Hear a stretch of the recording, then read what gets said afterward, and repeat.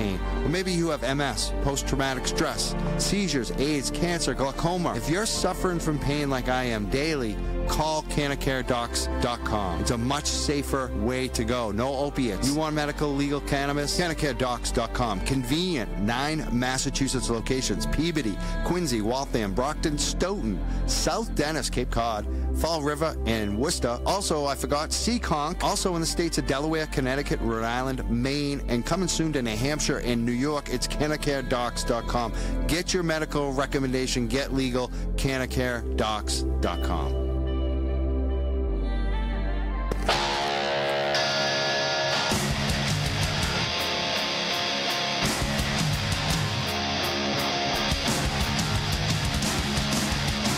Do you need a 24/7 jam space in Boston to play as loud as you want? Contact us at soundmuseum.net and we can hook you up. Play as loud as you want, when you want. Play at the Sound Museum.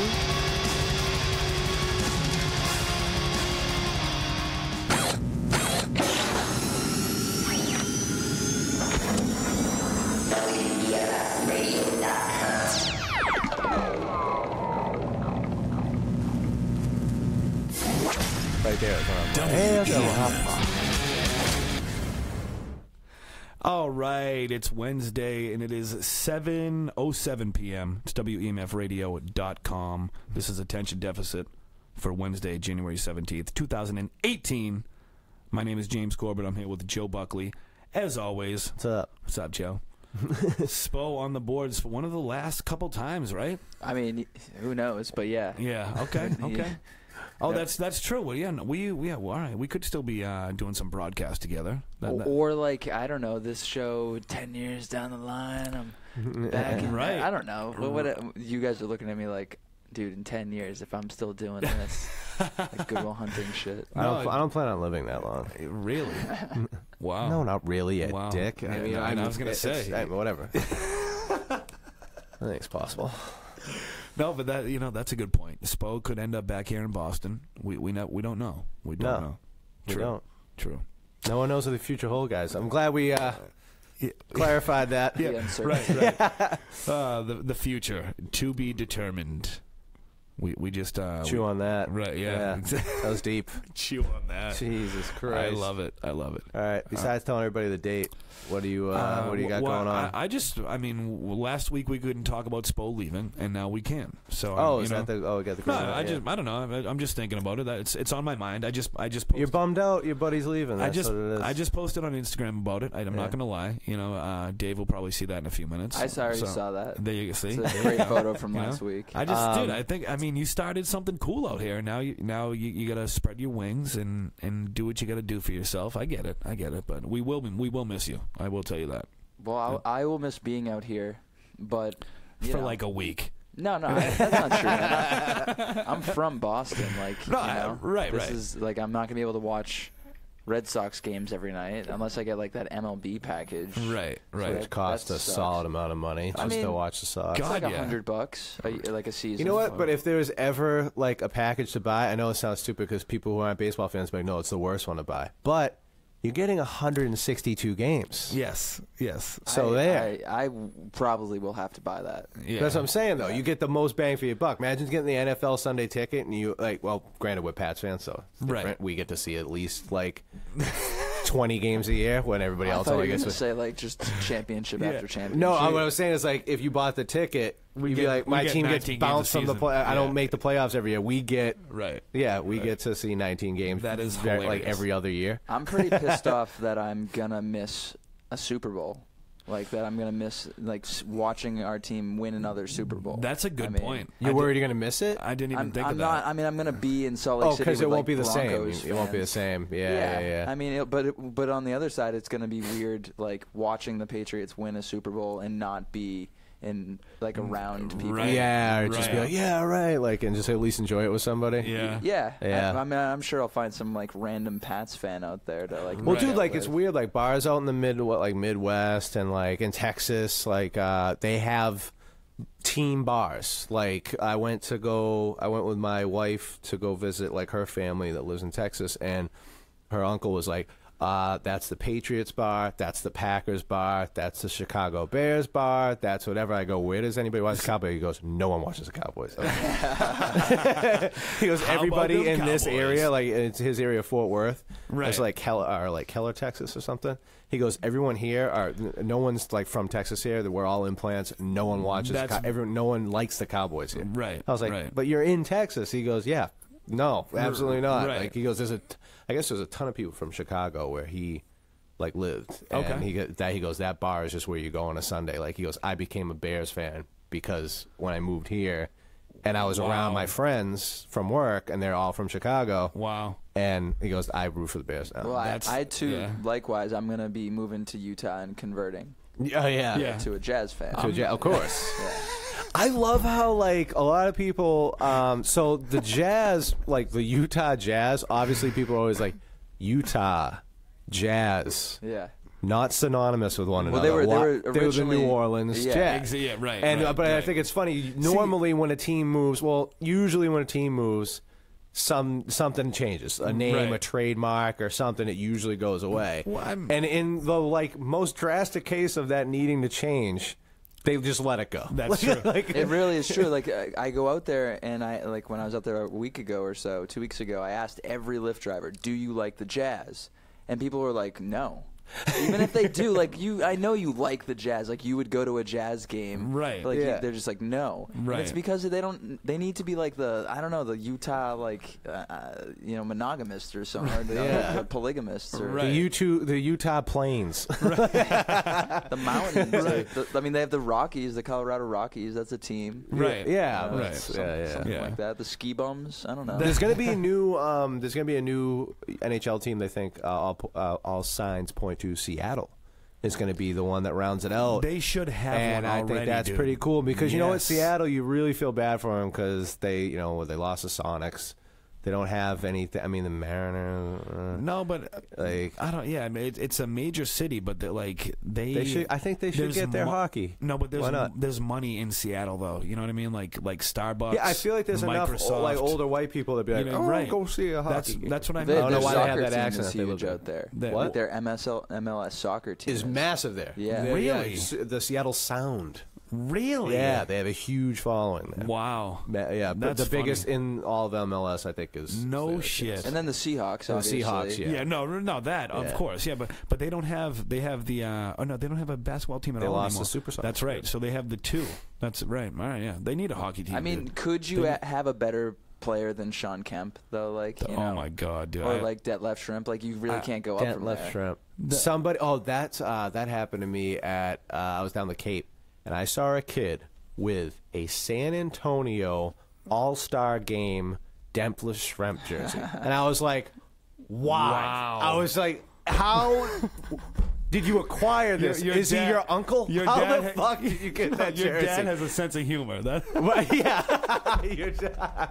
I was just like, how did this happen? That is hilarious. How does one even think to Google if that jersey even exists to buy it? There's no way. Hold on. He knows that man. There's no way he doesn't. This is what I got to bring this back. This is what cracks me up. Obscure. Okay, Sean Kemp had 9 kids. Okay, between how many mamas? Between like 7 or 8 different ladies. Yeah. And now, I wish your answer to that was like 11 women. Some like weird science that he had like 2 and with 1. No, but now we have like Antonio Cromartie, who he's got like he can't name his kids. Exactly, dude. He's got 13. I think a lot of people kids. saw that clip, but in case somebody hasn't seen that clip, just look it up. He is interviewed in the Hard Knocks, an episode of Hard Knocks HBO. Yeah, they ask him about his children, and then he goes, "You got 19 kids? How many kids does he have?" I believe it's 13 or 14. It's up there. Yeah, right. It's in the teens. And I think they joked around like, "Can you name them?" And he like stopped instead. That's not fair. The human mind can only remember 9 things in a sequence. Like that's why a number is 9 numbers. I guess. Wow. Yeah. Wow.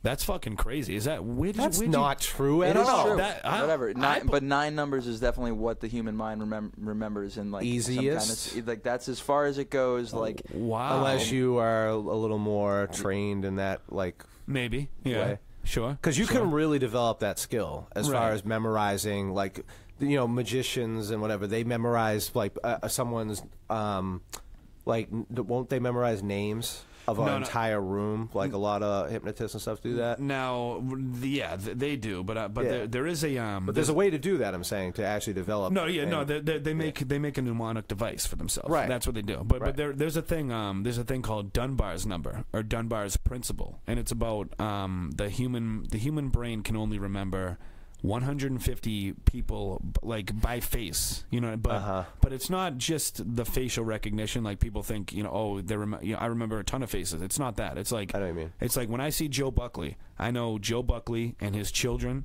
and his father and his grandfather. Okay. I can know 150 faces and know their family tree just by looking at them. And then that's a tribal thing, is because tribes weren't. Wow, that's kind of weird to think about. Because tribes never got bigger than 100 to 150 people. That's what it was. And then after that, you're a stranger. You know what I mean? And so after that, we got to go to war. That fascinates the shit out of me. That's amazing. You can't. It can't be like MySpace that you have like a top 10 and you change that every once in a while. Top 8. Wait, top 8. Does that mean like if you have however many Facebook friends, you would really only know them if you saw them only 100 of them? No, 150. Right. Like if when I see you, and then I think of like who your father is. I know, I know who your dad is. Yeah. I know who your wife is. Yeah. You know what I mean? How can you forget? But yeah. But then there are people like if I saw you, Spo, I don't know your parents. I don't know your wife. I don't know your children. That's what I'm saying. Yeah. You know what I mean? I get what you mean. Right. And that's called Dunbar's principle, allegedly. Allegedly? Is that what it's called? As if it's a crime. No, but I'm saying there are some people that they're probably like, no, I remember every face I've ever seen. It's like, yeah, you have autism. You're somewhere on the spectrum. That is not true. Oh man. Yeah. Oh my. You know what? Speaking of, dude, I gotta bring this up. This had me fucking crying the other day. Okay. Mm-hmm. Now, you know what 4chan is? I know. You know what 4chan? Okay. Herb is a big 4chan guy. I can see that. I can see that. 4chan is it's FOURCHAN. 4chan. Yeah. Okay. And I don't know. Jackie Chan. Like Jackie Chan with the number 4. Exactly. But completely the other way around. Internet slang, 4chan. Okay. Now, I don't know how it originated, but I know, like, I went to school as an electrical engineer, okay? And how'd that work out? See, a lot of people think like I do like electrical work. That's not what that means at all. It means like you write computer code for like software and stuff like that. And so 4chan is huge with coders. I don't know why. I don't know what. It's just geeky. Like it really is though. It's like where a lot of memes that you see on the internet, they start on 4chan. No bullshit. Like, okay. They're big into trolling. Right. They're the shit posters. They'll post like shit like pro Trump and all this crazy shit just to get reactions out of people. You know what I mean? That's hilarious. Right. So it's not though. It's almost like no, legitimate. No, it's sad that they don't do it to be ironic and funny. They do it because they literally just they have no friends. Okay. Honestly, yeah. All right, now you'll see where I'm going with this. Okay. So there's 4chan and then there's Reddit. Okay. You know what Reddit is? Yes, I do. Reddit is very much like a new Twitter. Like there are normal people on there. Like they're not crazy computer geeks or anything. Right. And so the other day I'm on Reddit, right, and someone posted something about about Trump, some weird thing about Trump, and one of the Redditors, that's what they call themselves, one of these Redditors, they post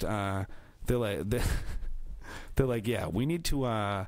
This is a bit above my pay grade. We need to get this over to 4chan and give them a taste of that weaponized autism. They called it weaponized autism, and I was like, dude, if you've ever been, I know you haven't been. If you've ever been on 4chan though, you would die laughing at that joke. Yeah, like they're out of their fucking mind, dude. It's like that TV show Fringe. Right, they're fucking dude. They are the fringe, like literally. Like they. No, I mean weaponized autism. Oh, okay, right. Like on Fringe, they would take it's kind of like the number 9 on number 9 on Stranger Things. Okay, that like you get children that have tests done to them to become super weapon X-Men people. 11, you mean? Yeah, 11. Right. I don't know why. No, it's the 9. It's because we were talking about 9. I only remember up to 9. No, yeah, no, but they do. I don't know. Like those. Do you know who Pepe the Frog is? No, I don't think so. Oh, Jesus Christ! All right, well you're way behind. I don't have Instagram, dude. We were just talking about this out in the lobby before I came in here. You don't need Instagram to know who Pepe the Frog is. Oh no, I'm saying, but you know, I'm not. Right, I don't know. right. I don't yeah, he came from 4chan. I'm an old soul. Yeah. No, you're just old, legit. 31. All right. Well, I don't know. What do you want to talk about now? I don't know, man. We kind of went on a rant. We just went on a nerdy tangent, so I got to bring it back. This is Pepe the Frog. Oh, I've seen That's what I'm talking. Yeah, that's what I'm talking about. Yeah. I don't know. I only remember stuff. I don't remember names. Okay, I don't up to 9 and all that shit. I remember his face. He started on. Sure, 4chan. I know. Pep, now that you say it, I know all about. I know his dad. I know his cousin. Dunbar would be proud. It just took me to see that. Now Right. I know. Yeah, I know the rest of his that's species. like he became like a face of like white supremacy in some weird way because like all these like weird neo-Nazis would use him as You know what? I've never seen Pepe the Frog. I don't know who that is. The leader of what? No, like a lot of like at the the Charlottesville. You say Pepe the Frog is the head of the KKK? No, dude. He's just like he's like the accountant. Right, yeah, yeah. He's like the secretary He's of the KKK. He's not the Grand Wizard. No, He's- but a lot of those dudes who like at the Charlottesville protest and all that, who they were there like protesting. the big Pepe the Frog. They they wear the pin. Yes, they wear a Pepe pin or like a Pepe hat. Wait, what? Dude, I don't. So dude, weird. I know, dude. I know. Why? Dude. Because they would like make a racist meme, and then someone would be like, "Oh, that's funny," but they'd say it with Pepe the Frog. So then Pepe the Frog Right. would Poor become. Pepe. He didn't know he was going to be a part of But that. these fucking Yes, he autistic did. fucks. Yes, he did. No, these Dude, again. that's so strange. These weird kids on the spectrum on 4chan, they make they make a meme and it's just Pepe the Frog and it's like some racist rhetoric that David Duke said the week earlier. Meanwhile, you've got literally. like left wing liberals that are crazy wearing the dude from Game of Thrones, because they have memes with like one. Right. Like, I don't know. Right. It's a similar thing. That guy doesn't Dude. really stand for those things. People People are out of their fucking mind, dude. Oh, that is Yeah. I mean, it's hard to keep up with. It really is, Just listen to us. That's why we need to get away from this. That's why you look at. I know you have a note there that you want to No, talk I know. about. I'm just Bring kind it of up, had. goddammit. No, I just Jesus kind of had. Christ. Save me, No, I Joseph. just had Twitter open. I mean, we could talk about sports. I just feel like that's boring at this No, point. you know what? No, but Because it's a big sports I gotta- time right now. No, and the dude. Thing, so I just, okay, we're in Boston. We can talk about it. Fuck it. Now Yeah. I got to give it to Dave though. I went to the SPO show for the Christmas show, the WEMF fa la la la la la la, right? Which was a blast, by the way. Okay? No, you told me about it, and you're like, next time you have to come. Did with I me. not It was say too that? much fun? Yeah, you Did said I? it was a Okay, blast, thank yeah. you. I was like, dude, next time be there, bro. Trust me, I had a great time. And this fucking guy comes out in a Kyrie Irving jersey. Yeah. I've got better planned for the next show. I'm just saying Nice. that's legit as When's they the come, next though. one? Next Friday. And you knew Next Friday? Yeah. You knew that All right. you knew that the Utah Jazz weren't. They were originally the New Orleans Jazz. I mean, dude, you know your shit. I'm a man. big sports fan. See, and I love that. All right, good. Because you know what, I felt bad bringing up sports because usually you get lost when I bring up sports. It depends on the sport, dude. Come on, give me a You little. get give me a no. little credit. I You'll haven't get watched. like not. I'm not gonna say.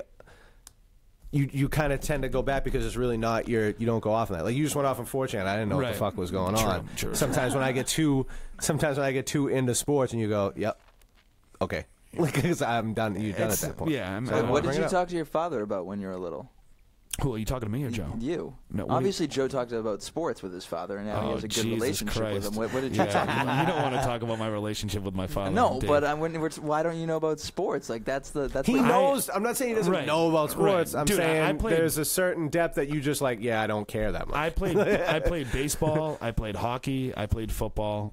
I was into sports, but I mean, it's just like now. Like I haven't played. It's been a while. Like, I don't. I'm into comedy now. I gotta be honest with you. What? So you have to be a fucking nerd? Not even that. It's just like What, you just have no athletic ability anymore? Oh, dude, please. We'll play a game of one-on-one right now. I knew I could press those I buttons. I will elbow you in the fucking nose. It's funny how competitive you get with your friends over like something as stupid as like anything, video games, basketball, like just anything. Absolutely, you right. wouldn't get that way with a stranger, but like with your best friend, you're No, but- no, forget. I will elbow this man in the nose to beat him right now. Right Now, way, you definitely get that with a stranger. I don't know, man. I don't know if I would. If some stranger, he's talking about me. He's talking about no, me. I'm saying like if you were on a basketball court, right? Yeah. And then like James was walking by, I'm like, play me one-on-one. And you're like, yeah, that's going to get way more heated. And if some guy just walked off the thing and was like, hey, you want to play one-on-one? I'd be like, yeah, all right. I'm going to be like on my best behavior. Right. I'm going to be like, I'm not going to like foul this guy. I'm not going to be a dick. But if it's your friend, you're like, I'm going to foul him. I'm going to be a dick. That's like, how you can like fight with your like wife, you know. I'm not saying it's good, but like you can't fight with regular people, or you should be at least. I know because you're comfortable. Well, with a little them. more confrontation. It's not like as scary. It's not going like, to end up. You're not going to get stabbed by someone because you're playing basketball. Don't be so sure. Wives stab their husbands in this country virtually every day. But on the basketball court, though? Yeah. No. Like, could you go hard in the paint against your wife? Would I? Yeah. As a joke. I'd probably like, like I think like kidding around. I was like, all right, let's play a little one-on-one. I would definitely get like, I would get a block in. I'm not saying I would do it every 100% of the time, but I'd be like, yeah, put it up. And then as soon as she went to put it up, I'd be like, get that out of here. I'd send it into the third row if I could. Give her the State Farm. You kidding me? I definitely would. I'm taking that ring back. I'm setting the tone. That's early, hilarious. But I'd let up as it went on, so I didn't look like an ass. But I'd be damned if I let her win. I would never. That is hilarious. She knows that. Yeah. The one sport we can actually play together that it gets like, we have issues when it comes to being competitive in sports and Beer anything. pong isn't a sport, dude. No. Bowling. I am a horrible bowler. And she's pretty good. So once in a while, it will be like down to the last couple frames, and we stop talking. Like it gets to the point where it's like, this is fun, right? Yeah, man, fun. We haven't been bowling in so long. This is a great time. Yeah. Hey, you got a strike. Good job, babe. Yeah. You picked up that spare. Wow. And then the later it gets in the game, you just see us start to go, oh yeah, it's a good throw. And you just like start to like look away, and then like you kind of doing those like, I hope you got a ball. Hey, that was a good roll. Like just meanwhile behind you, you're like, fuck up. Right. Is there good defeat sex? No. What if?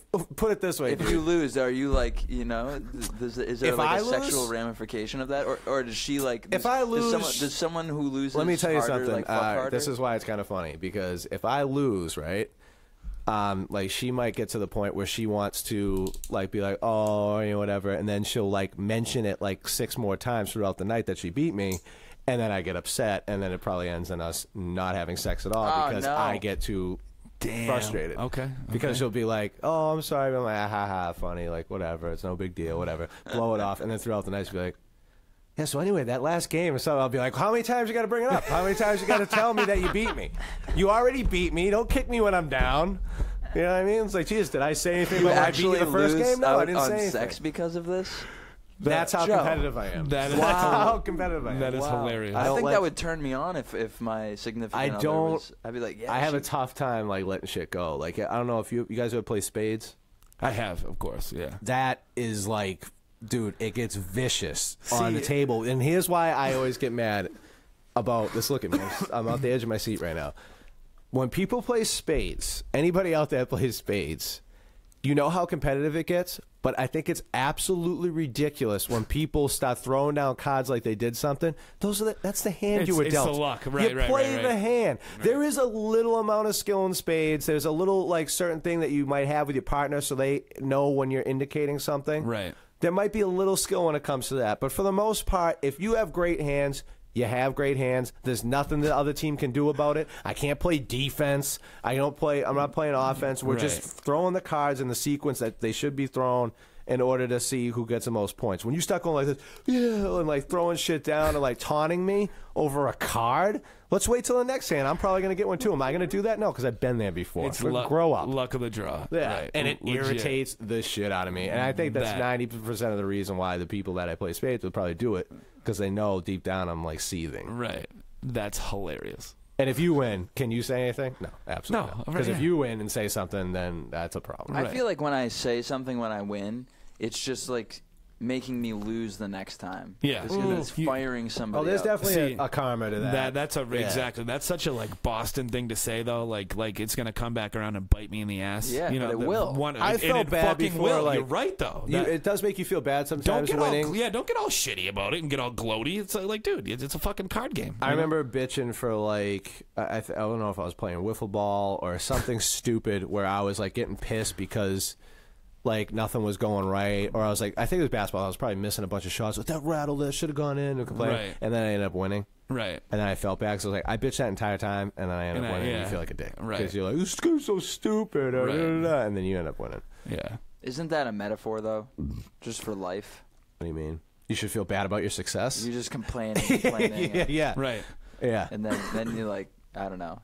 We're in America, so we're basically winning. Well, now, right. That's a good point. Now, that's a whole different thing. I mean, there's plenty of times where you say some like shit and you can really feel bad about yourself because you can say something about like I don't know how many times this I don't know how many times this past few months I've complained about my house that I'm moving into. Yeah, you get fucked over sometimes. And the projects and the how horrible it is. Right. And then later I'm like, dude, I'm going to have a house, and that's something I should be a little more appreciative of rather than just complaining about it. Right. There's a month for that. But I'm saying that happens. No, but I'm saying that happens to people. Like, you feel bad about like the thoughts that you've had about like, oh, I got it so terrible over this, and then lady like, you know what, dude, I ate 3 meals a day. I did well. I should stop bitching. I gotta drop this in real quick, okay? Because Coolio was on. Do you remember Bill Maher's first show? I hate Bill Maher. Yeah, I know you fucking do. You're a fucking loser for that, by the way. It was politically incorrect. Exactly. The first show he had before Real Time, it was called Politically Incorrect. You're right. Now, Coolio, the rapper, was on Politically Incorrect. Okay. And Bill Maher brought up about how, like, you know, you must have had it, you know, so much worse off, or, you know, whatever, and, you know, brought up how oh, no, I'm sorry, hold on. This was The Daily Show with Jon Stewart. I apologize. All right, it was on The Daily Show, okay? And Jon Stewart brought up, he was like, you know, Coolio, you grew up in Compton or, you know, wherever it was in, you know, Southern California, a rough city, you know what I mean? And he's like, you know, it must have been so rough and tumble and blah, blah, blah. And Coolio said, he's like, listen, he's like, dude, when you're 12, like, a bully beating you up and stealing your lunch money and a drive-by shooting, they're the same stress on you. It doesn't, you know, it doesn't matter, dude. You know what I mean? Like I know, like now as an adult, you can look back and you can say, like, you know, the drive-by shooting, you know, having literally your life at risk is worse. But he's like, in the moment though, when you're that age, when you know, when you're a 12-year-old kid and, you know, some bully's about to beat your ass and steal your lunch money, or, you know, you're walking home and you're going a certain route so that you avoid the gangbangers who like to shoot at people. Yeah. You know, he's like, that doesn't, it weighs the same on you. You know, so to say that they're so vastly different, he's like, I'm sorry, but that's wrong, dude. You know, like, just because, you know, you, John, grew up in a middle-class neighborhood in New York or whatever, and you didn't have to worry about people shooting at you, he's like, that doesn't mean that you didn't go through, like, some sort of a struggle. You know what I mean? So there is, no, but I'm saying there is that. But I agree with you, dude. Like I get it. Like, you know, like, you have a home to live in eventually, but it still is like, it's part of your income that you're like, dude, like, what the fuck? These people are pissing me the fuck off. Like, I should be in my house a week ago and I'm not because of X, Y, and Z. Like, it still does weigh on you, dude. You know, and it fucking brings your quality of life down a little bit, you know, in a weird way. But I don't know. As much as you feel, you might feel, you know, again, you feel like, dude, I feel bad even saying this, but it's like, dude, they're taking time and money out of your life. So I don't know. You should be pissed. You know, you should be mad about it. That's all I'm saying. I know, you know? but then later one is worse than the other, but that doesn't mean you shouldn't be mad. That's what I'm saying. I get what you're saying. You know what I mean? Like, one is vastly worse than the other in the long run, but it doesn't mean you shouldn't be upset right now. That's true. You know, like, I get what you mean. That's what Coolio was. I get what you're that's saying. what Coolio was getting at. You know, like, dude, this doesn't mean that it's not fucking with you emotionally and, you know, mentally or whatever. You know. You know what's funny is like how you weigh stuff out. This, I don't know how I connected the story to that, but there was a story about Michael Irvin. He had like a lot of brothers and sisters, and he's from the Cowboys. You mean Michael? Wide receiver Cowboys. Now he's an analyst on NFL. Right. And went to University of Miami. Hilarious. And just an all around. Probably has some stories to tell that he probably just can't because of his current job. I got a story to tell you after. Oh, okay. So one of the things he said, he goes, when I was a kid, he goes, I used to wake up early and all my brothers and sisters, and I'd eat the whole box of cereal. And then, he goes, they would kick the shit out of me. And he goes, I'll tell you what, he goes, that beating hurt a whole lot less than being hungry all day. Right. It was like, he goes, all right, what do I got to do to get that? And if I have to take this beating, I don't care. Right. Because it doesn't mean as much. Like, I'd rather do that than have to be hungry right now. Right. And he goes, I'd pay the price. There you go. And it was totally worth it. Right. And I'd do it again right now. Yeah. You know? There's a good story about him and Jimmy Johnson, who actually is, well, he's on Fox, I think. But legendary coach, all that. Right. And I guess when Irvin got to How about them Cowboys? Right, yeah. Which is his hair and see, I know sports, Joe. What the fuck, dude? his hair and his Viagra commercials is what he's known for now. I forgot about the Viagra commercial. Yeah. That's hilarious. Yeah. Or is it Extends? It might be Extend. Dude, It's an embarrassing pill. Right. that he takes money hilarious. from. Yes. Which, whatever. Dude, Where would you draw the line? I wouldn't. I'm gonna be honest with you. There's got to be a product or something that you can hawk with a. No, but I'm saying if there was a certain amount of money. At 65 though, or at 35. No, but I mean, like, all right, let's say you're. Yeah, dude. If they wanted me to do Viagra commercial tomorrow, yeah, of course not. Yeah, dude. but you're I mean. But Jimmy Johnson had white hair at the time, dude. He was like, dude, fuck it. Yeah, he's like, yo. I guess. He's like, my dick needs a little boost. I'm not ashamed to say. What I'm saying is, how much money do you think it was for? Because, like, do you think there was something where they were like, hey, we'll give you your endorsement deal to do Viagra. Wouldn't you be like, you're gonna have to pay me like double of what I normally do for this to make it like for me to do this? I bet they did. It might have been. Those are the type of things like Yeah, how much do you think they average on like getting people to do this stuff? Because they'd be like, look, I want the money, but not at the expense of everybody making fun of me. Viagra, okay. If you have a prescription for Viagra, and if you have health insurance, it's $20 per pill. Oh. Yeah, that's still like, isn't that a lot of money? Yeah. Yeah. Dude, that's a lot of fucking money, dude. Yeah. Like, dude, you can go and get a month's worth of fucking birth control for $5 if you have health insurance. And for it should and for 5 different occasions to use Viagra, it's $100. You know, it's like, dude, how long do you think before, like, because of like just overpopulation, that birth control is just gonna be free? It's gonna be like everyone needs this. We're in trouble. See, we're already overpopulated. Like you just need. It should not cost money at all. You know what? Someone told everyone me. Needs this. All right, whatever, dude. A girl that I've been sleeping with lately. Okay, she told me that she doesn't want to have children ever. Okay, she's 26 years old. Never had irresponsible. No, 26 years old. Never had a kid. No, she doesn't want children. Okay. And she went to get her. She was legitimately looking into getting her tubes tied, and they would not allow it. They will not let you get your dude. Exactly. They won't let you to get you. They will not allow you to get your tubes tied unless you've already had 5+ children or you have a medical reason for it. Yeah, dude. But a man can go in and get a vasectomy. Snip, yeah, real quick. Right, dude. You know what I'm saying, dude? So that's you know what's amazing is like, dude, that's pretty fucked up. A huge decision. That's like egregious, dude. You know what I mean? I think it's ridiculous if it's there. Wow, where are the advocates to like make that a thing? That's ridiculous. How have we never heard of that? That's what I said, dude. That's what I said. I was like, how have I never heard this before? If it's their body, they should absolutely be able to be like, I'm getting my tubes tied. Is that not fucking that's crazy? Absurd dude? that they say no. And a man could go in and be like, yeah, I'm. Well, that's different. I'm saying in general, a 21-year-old dude. There should definitely be a commentary about this. This should be more known. Is that not fascinating though? Right. I think it's weird. Right. Dude, that's what I'm saying, dude. And that's what It's not like someone's bringing you in. It's not like, some 19-year-old girl's getting dragged in by her father. No, like, dude. As this it's like 17, like as this person's guardian, you're tying her tubes now. No. Like they'd be like, no, sir, like we can't do that or blah blah blah. She's 26 years old and she's like, listen, 26, you should be able to make that decision. She said she's like, listen, I'm a grown woman. I don't want to have children, I don't think, ever. How can I prevent that permanently? And the only option she has is birth control. That's it. She cannot get her tubes tied. No. Right, dude? Right, dude? That's what I said. I'm like, yo, that is fucking insane to me, dude. I don't... And that's what the things, again, like, these things that keep coming up, all the time in the news about, feminism and how the patriarchy and all that. And it's like, and at first you kind of roll your eyes a bit at it. You're like, what do you mean? And then you hear something like that.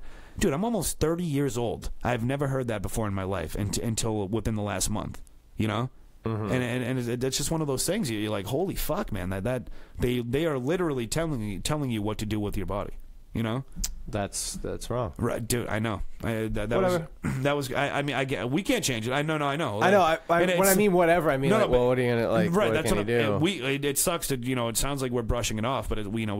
Well, we're not brushing off. We're talking about. We have a show to do about it. We have a show to do. Like personally, and if we did, just imagine we're the advocates for this. Exactly. How's that gonna go? We'd be fucking laughed at. Dude, of course. Right. Again. Yeah. But dude, that was insane to me. You know, that's odd. I never heard that. It is so weird. But you can look. Well, just go show you. Anything you want to get done, you better do it yourself. See, man, and you know, that's unfortunate, but that's the truth, dude. You know. I don't know. Listen, there's plenty of doctors in Louisiana that will do it. Right. You're absolutely right. You know. See, now the thing is, like, where the fuck? How do we get out of this one? You know, where do we go from here? The Patriots are in the AFC Championship game for the 7th time in a row. How is that for a transition? There you go. I think we're like 7th time in a row. But I think we're I think this is the 7th in a row, and it's also like the 12 out of 13. Oh yeah, right, you know what I mean? Something like that. Yeah. It's insane. You know. Either way. So, did you watch the game last week? Dude, I watched one regular season game. It was the Bills game, okay? And I did watch last week because I went out with our buddies. Because you're a fair weather pink hat fan. No, dude, I'm going to be honest with you, man. I will say this. You know, after the 5th ring, I didn't know how serious they were going to be as a team. I didn't think Brady was going to get this far this season. You know, so no? I really didn't. You know, I thought he was going to play for a while. I did not think this was going to be his last year or anything like that. I thought he would be here for a few more seasons and all that. But I was like, dude, this year is not going to be a big deal. I'm trying to work a lot. I want to do some comedy. Yeah. And I did not pay any attention to regular season football at all. You know. But I didn't pay as much attention as I normally do, but I still kept up with it. Yeah, of course, but I mean, everyone was talking about Jacksonville with their upset. Saxonville, Saxonville. Dude, they set that record. You see that? No record. They set a regular season record for sacks. In no, a game. I did hear that. Yeah. And now because they're playing, I believe it was the Saints, right? Last week? No, they're playing the Saints this week, right? No, man, they're playing us. The Jacksonville Jaguars are playing us. Then who did they play last week? The Steelers. Okay, that's what they set a regular season sack record against the Steelers in the regular season. That's what it was. Well, it was the playoffs last week. Right, but dude. So how'd they set a regular season record? Okay, dude. And you know how they do like their fucking stupid ass playoff montage every week?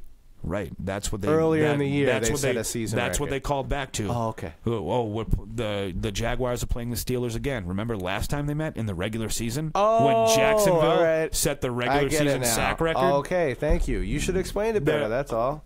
It wasn't making sense. Mr. fucking you're sports a moron. fanatic. You don't know what regular season between playoffs yourself. are.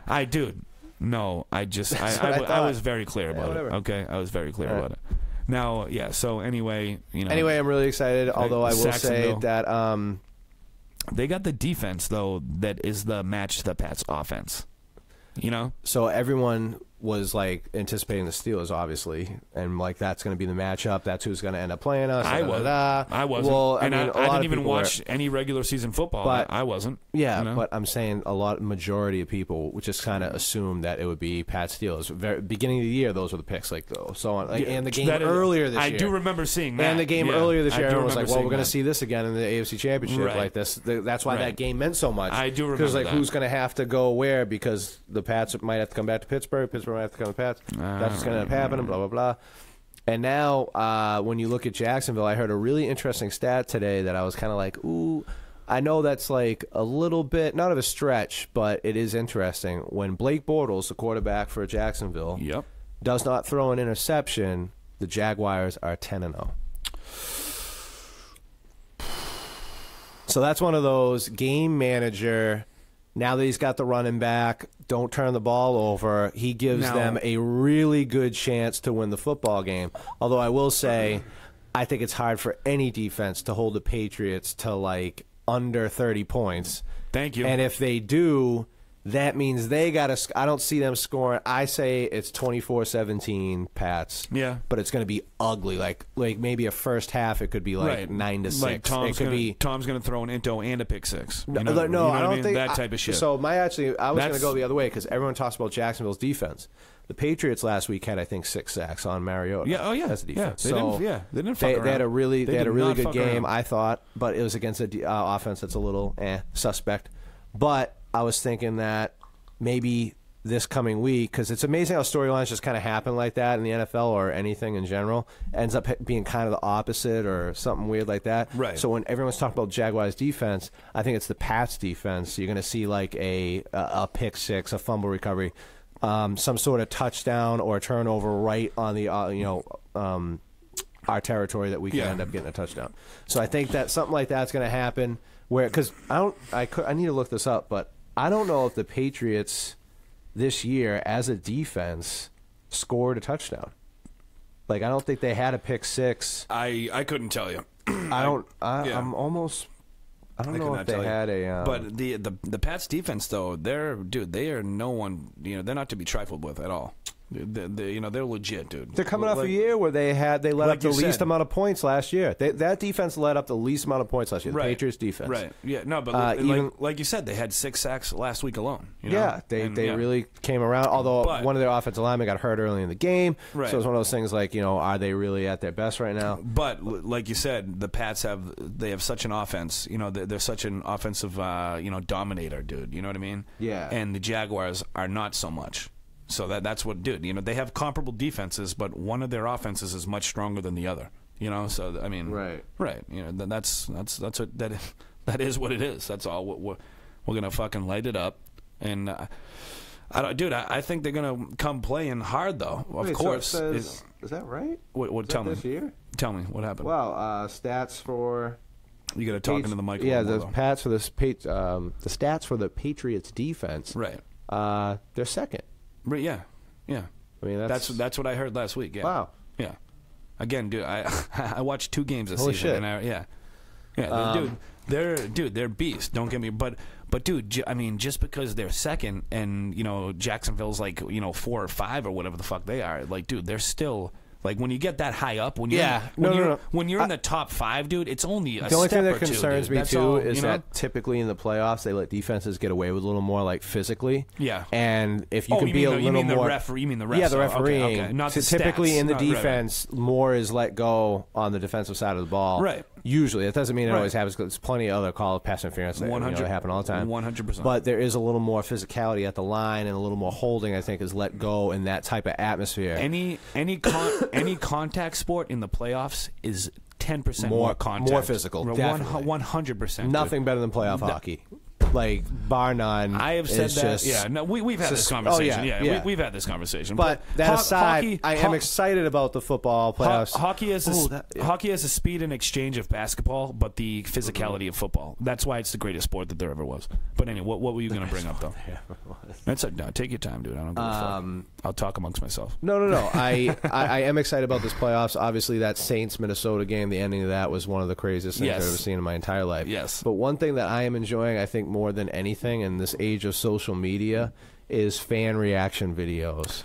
Are probably one of the new rabbit holes you can go down. Did you just say rabbit hole? Like rabbit hole? Like Elmer Did I say rabbit? You said rabbit. Yeah. Rabbit holes. You said rabbit. Sure.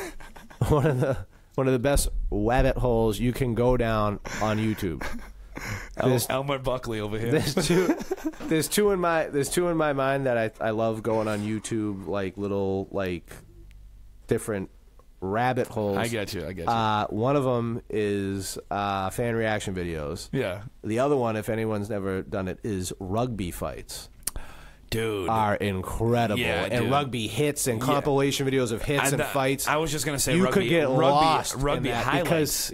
Because it's such a foreign sport for us that you've never seen these hits or at any point ever. Right. So you get to see them all for the first time. Right. And instead of seeing a football hit from earlier in the year or something like that, you'd be, I saw this one, I saw that one.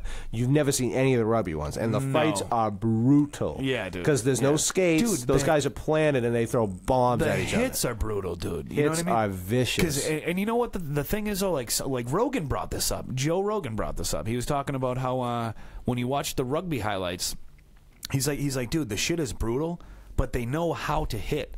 They're throwing, properly, they're throwing shoulders and hips. There's no fucking head to head. You know what I mean? The head injuries are way less. That's exactly it. Dude. It's like, that's so true. Like, and that's when they talk about the leatherhead shit. You know, right. About how safer. How that was a safer NFL than the one. The rugby one. The problem that you have to run into is when it gets to the point where they start fighting. Guys just start throwing bombs at each other, and dudes get knocked out all the time. And that's what they're all fucking huge. Or someone comes high up with an elbow and it's lights out. Right. You know? Yeah. Absolutely. Dude, you know. But really good stuff. It's fucking you can get lost in that. Excellent. Yeah. That excellent. and wrestling videos and like you can just Oh hell yeah. YouTube's a scary place. One of my favorite things of all time. I still watch it once in a great while. Is when I forget who he. Excuse me. I forget who he knocked out, but it was Ty Domi when he played for the Maple Leafs. Yeah, he will. He got in a fight, and he's a southpaw. He's left-handed. Okay, I forget who he fought, but dude, he hit the guy literally. You know, the guy comes out.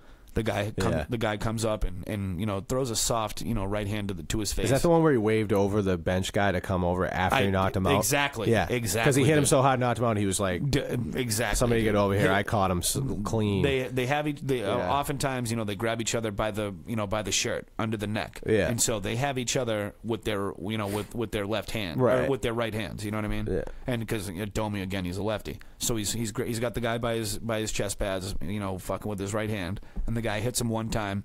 And then they kind of wiggle back and forth for a second, and then he just throws one clean left right to this dude's jaw, and the dude hits the ice, dude. Yeah, it just goes from left hand on his jaw to ice. You know what I mean? So you know what's scary about that when you talk about when you talk about like fighting in general, which I think we're going to get to UFC soon. We saw that video the other day. Remember when the kid gets dropped on his head and he's fucking bleeding? Yeah, I mean that's how people die. Scary, yeah. You're right. That's what you like, dude. That's how people fucking die. But with hockey fights, what's unique is when your feet aren't anchored, you are anchored by the opponent. Right. So when when you said to grab it under here, and Domi's a lefty, that's why they do that. But so many people are right-handed, right? Typically, right. So if I go to grab you like this, and you grab me with your right, now we're both free to hit each other in the face because there's really no defense unless you use the hand that you're supposed to be. Except it's my weak hand and your strong hand. No, but I'm saying if you're lefty and I'm righty, that's what I'm saying. And we grab each other. Ty Domi's left-handed. That's it's his strong hand, my strong hand. There's no defense whatsoever. You just got to start throwing. Oh, no, that's what I'm saying. Right, no, but Domi, it's scary. What you're saying is if it's his dominant hand and I'm trying to go lefty with Ty Domi, I'm going to get destroyed. He hits the dude. He hits Domi once, but you can tell because it's such a weak fucking punch. And then he just returns it, and he's like, dude, that's my fucking, that's my rock, dude. Right. You're like, yeah. So that's what I'm saying. In order to fight Ty Domi, you'd have to be like, be a southpaw. Or you got to be like, screw it. I'm going with my right hand. He's going with his left hand. We just got to stop throwing. Sure. Because how else am I going to get him? If I'm right-handed and I know I can't beat you, what do I got to do? Right. I got to put myself in harm's way and try to that's just because it's once you're anchored, you're so tight at that point. It's like you better start throwing because you're done if you don't. Like that's how scary that is. That's how quick those fights are. See now, what's even crazier about that is like referees when you're a good skater, when you get to a point and you can hold your feet. They won't even get involved because they don't want to get hit, dude. You know what I mean? So like, the thing about hockey is just wait till they get tired. When you're whatever, dude. I'm not trying to fucking toot my own horn or anything like that. But when you're playing hockey at a like a higher level, you know what I mean? Like when I was 12, I was a real strong skater. I was playing in good leagues, with playing hockey with legit hockey players. And so when you're 12, you start hitting. Yeah. And then after 2 years of hitting. When you're 14, dude, the referees do not stop you when you fight. So if you stop a hockey game and you're in a fist fight, you're going until one of you hits the ice. And the referees don't want to get hit. Yeah, and legitimately, and I've had fights go where I'm like, all right, let's do it, and the referees will literally just see it, they just glide back. They're I know like, this is probably not the best of analogies, but it's like when a buddy of mine who was a prison guard. Okay. If there's a fight in the prison yard, and especially if they got a weapon, they got to tire themselves out because none of us are getting stabbed over this fight. Exactly. It's the same scenario. Until someone drops or until someone tires that we can do something about it, we got to let this go. I'm not getting shanked right now because they're getting in a fight. Like, whatever. That is the same analogy. And I mean, as far as like hockey fights go, I'm going to bring up a name right now who was a fan favorite for a long time when we were younger. Yeah. PJ Stock. Oh, of course, dude. And I had retweeted something about his fight with Stephen Pete. You ever see that fight? So anybody that's like listening or like look, who did he play for? The Capitals. The Capitals. And he was just a big goon on the Capitals. Okay. And it was PJ Stock, and they went.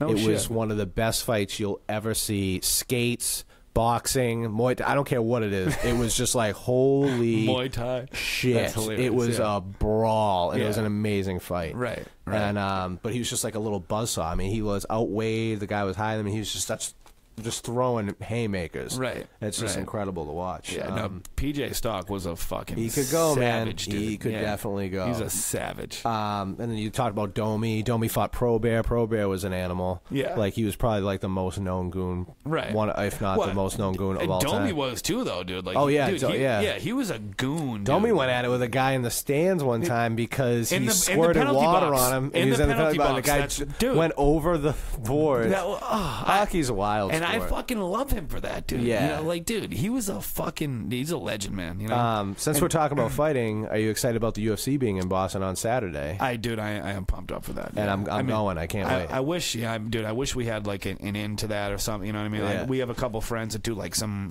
really. They're getting some traction with the MMA podcast they do out of Boston. You know what I mean? Yeah. And it's called MMA Maniacs. It's or MM Maniacs. MM Maniacs. Yeah, MM Maniacs. That's right. Yeah. And dude, they're legit, man. That's a great show. They get press coverage for for tickets and stuff. Like, dude, they're legit, dude. Yeah. You know, check that out. Yeah, I'm pumped to go. I'm pumped to watch the fights. And, I can't wait, dude. Who do you think, Ngannou or Miocic? Now, dude, see, Ngannou, everyone's talking about. That's what he's getting so much hype. See, that's the thing is like I'm skeptical, I'm not. I'm obviously not. I've seen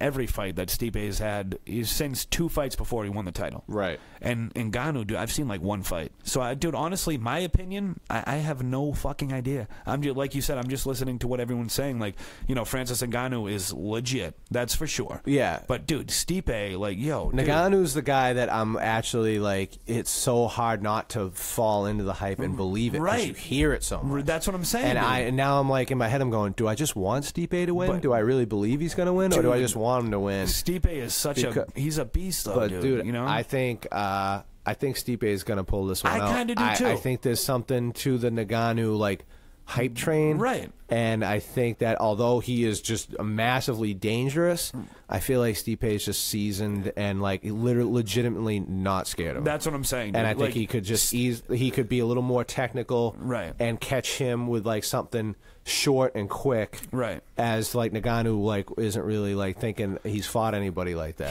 He's a little more seasoned. He's a little more polished of a boxer. This would sound racist if Stipe wasn't white, okay? But what? That you want him to win? No. Okay, Stipe is from Cleveland, okay? From Cleveland. Yeah, okay? but he's Croatian. He's really Croatian, dude, okay? Yeah. English is not his first language, all right? Who, Stipe? Yeah. That's what I'm saying, dude. He comes to fucking fight, man. You know what I mean? Yeah. Like, he's not, I don't know, like he fights out of Cleveland, but he's not an American fighter, dude. I'm sorry. Like I think he would argue the other way, man. He talks about Cleveland, how much he loves it, how much it's what he is, but everybody loves him there. I think he's okay, dude. But who built him as a fighter? Cleveland or Eastern Europe? Cleveland. That's where he started. He was in Cleveland. That's where they trained him, and that's where he began. All that, like, dude, he grew up. He was a child in Croatia, though. Like, do you know what I mean? Like, but I think when he started training everything, he was training. That's where he started, was in Ohio. Dude, I know, but I'm saying, like, dude, you don't like that first. I know what you mean, but like, that first 10 years of your life in Croatia, though, you don't. I get what you're saying because that's where he became a fighter. Because the heavyweight champion from Cleveland, his name is Stipe Miocic. Yeah, I get it. That doesn't sound like a guy from Cleveland. His name's not. No, Cliff Barnes, from Cleveland. If he grew up on the mean streets of Cleveland, then I would give him the credit. But it's like, dude, like that's not. I don't know, dude. I don't know. You think Cleveland was just like, yeah, he's ours, woo? Like, no, I think that he probably didn't have. Again, I'm sorry, dude, but he probably didn't have the opportunity that he had, in Croatia that he had in Cleveland to be like, yeah, like I want to fight, like you know what I mean? Like it's not. I don't get what you're trying to say, man. What are you trying to take away from him? I'm not trying to take anything from him. I'm giving him more credit, if anything. Yeah, maybe. I'm giving him even more credit, if anything. It's like, dude, like, dude, like to be American now is kind of to be like soft, dude. You know what I mean? Like, I say Stipe, and he's way tougher than any American fighter, dude. I would love to see this fight go at least 3 rounds. I don't think it's going to go the distance, dude. I think. You think it's going to go the distance? Yeah, I really do, dude. Someone's finishing somebody, dude. That ain't going the distance. I think that's the one thing. You might not be able to tell. Dude, nobody might be able to say for sure who's going to win, but I think you could say for sure This is not going to the judges, and someone's getting finished. The only thing I think you can say for sure is they were both tough as a coffin nail, dude. And Yeah, I don't think know. Either one of them is going to go out easy, dude. You know what's what I mean? so funny is when people talk about this, someone was saying like, "Oh, he's got a good chin." I'm like, you could Stipe? have like Stipe dude, he's and got a an guy. iron chin. Yeah, dude, Stipe's chin is iron, dude. Yeah, I'm sorry. I don't care if his chin is made out of iron or whatever. If he gets touched by Ngannou, no man is withstanding that shot. It's just not happening. Okay. So I'm just saying, one thing you can be sure of, you will, if you're a fan of knockouts or finishes, you're going to get one. I don't think there's no way it goes to decision. Okay. But Cormier Volkan, what do you think of that? Now, see, dude, Volkan, I know nothing about. But Shane Cormier, he's a fucking animal. You know what I mean? Like, I love that dude. Who? Are you talking about Shane Cormier? Daniel Cormier. I'm sorry, dude. DC. Yeah, no. I'm thinking of Shane Carwin. I'm mixing them. Mix that up? I'm mixing. Yeah, they look a lot alike. I'm sorry, dude. Okay, I've had a few beverages. We smoke. We've had a few smokes. You know, smokes. What do you want me to say? No, but the Vulcan I know nothing about. I literally know nothing about. DC. I haven't seen a lot of his fights. I just know he's like a really good striker. I've seen a couple of the highlights, but you don't watch the whole fight. He's the same thing with Ngannou and Stipe. I've seen Stipe fight a whole lot. I've seen Cormier fight a whole lot. I've seen Vulcan fight maybe one time. You know what I mean? And Francis Ngannou, I only watched him fight maybe 2 or 3 UFCs ago when he had like a big name fight with I forget who the fuck it was, somebody else. You know what I mean? I don't know. No, I'm saying who? Francis Ngannou. Oh yeah. I've only seen him fight like once, dude. You know what I mean? Like, again, I don't. Yeah, he only has, I think, 4 or 5 fights in the UFC. Yeah, no, but he was in was he in Bellator or Strike Force or some shit? He came out of nowhere. Fairly much, pretty much came out of nowhere, dude. He only started training, I think, like 5 years ago. It was like something absurd like that. People are like, dude, he's been training for 5 years. He's fighting for the title. Right. He's a freak athlete. He's just, so strong. He's just just a absolute specimen. I know next to nothing about the guy. I really do. Yeah. But and same thing with this Vulcan guy. I don't know what his deal is, but DC, dude, is DC. It's like, dude, everyone underestimates him. Everybody always says like he's too short. I don't get how he's not built like everyone always has. He gets totally passed over on the talks of like, dude, who's like one of the best pound for pound. He gets booed when he comes out. Yeah, I don't know, man. I think so many people are just like blind to like when someone's a champ, and like people love John Jones, and at first, like I saw John Jones when he first got going. I'm like, this kid's gonna like decimate. Like, I don't see anybody coming near him. Right. And then when that ended up happening, and then he was in more interviews and stuff like that, I started listening to him. I'm like, this guy's a dick. I was like, I really want someone to beat him. He really kind of is, he's like, he's so over the top sometimes with his, like, humbleness. And then he'll say other things. I'm like, I think this is all an act. That's not humility, dude. There's something going on. You're contradicting yourself. Whereas I think like DC is more straight up. Like I enjoy a guy who just literally says exactly what he's thinking, and you could tell is more genuine rather than a planned response, which I feel like you get from Jones. Right. Whereas I feel like DC is sort of planned in some ways, but other ways, when you start talking about the fight, you see his whole expression change. Right. And you see everything about him like he's the real deal. Right. He's not like I wholeheartedly Miocic is like a weird like deadpan like stone face when it comes to either like when he's walking in. He has an incredible, like, just focus, like, to not look at all flustered, like a real calmness. Right. That I'm like, that's such a rare quality. That's a poker face, dude. With like fighters and stuff. I think it's just a poker face. That's all. You know, he just. But some people do it well, and some people genuinely like are just. They're able to handle their emotions in such a way that it's like, I'm not letting any of this get to me. Just like anybody else. Just like a Navy SEAL, dude. Some of them will be shaking. Some of them are shaking like a leaf. Some of them are like, dude, let's fucking do this. Let's do it, yeah. But they both are feeling fear, though. Oh, yeah. Right. That's, you know? But it's just a level of confidence or a level of just like, I know what I'm doing, and that's it. Exactly. Some guys might say, I'm the best, or I'm going to run right through them, and you don't believe it. And other people are like, you know what? I don't care who you put in front of me. I'll fight them. And then that's exactly what they're about. I think is what they mean is when they say I'm the best, I cannot be beat.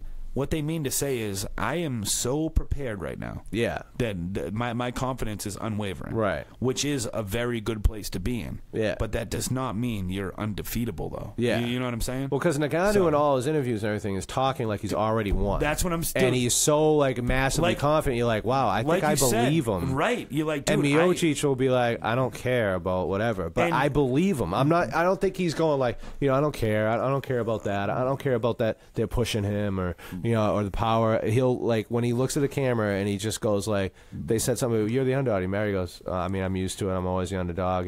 Doesn't bother me. Right. Right. And I'm like, I don't think it bothers. Like I'm not like it bothers him. I genuinely believe he is. He's like, you know what? You put someone in front of me, I'm still going to be champion. I don't care who he is. I'm going. Let's do it. I don't care if it's Francis Ngannou. I don't care whoever's next. Let's do it. This might piss some people off, but now see, this is what Stipe has the whole like New England Patriot type of like attitude to it. You know what I mean? Like we're not listening to the hype. Next whatever. My he doesn't feed in. He doesn't talk shit. He doesn't. Yeah. My job is to get ready for Francis Ngannou, not to listen to what you wrote. Or what you wrote, or what you're saying, or the video that you posted. Yeah, I'm ready. I've been watching. He's a nightmare for media. I've been watching Francis Ngannou videos, and that's what the fuck matters. Like dude. Ngannou has got the thing where he's got this hype also because of how quickly he came out of nowhere. Right, he's got more of a story. Just like BJ Penn, though. You know, but like, he was a beast, though. BJ, you know what I mean? He was a. But Ngannou beast. will be like, I'm from Cameroon. I was in London. I came here. He's got like this backstory where you're like, wow, and he's dope. a physical specimen, and you're just like, this guy is unbelievable. He came out of nowhere. Holy crap! Look at the way he knocks people out. Beast, and it's Miocic. He's like, he's from Cleveland.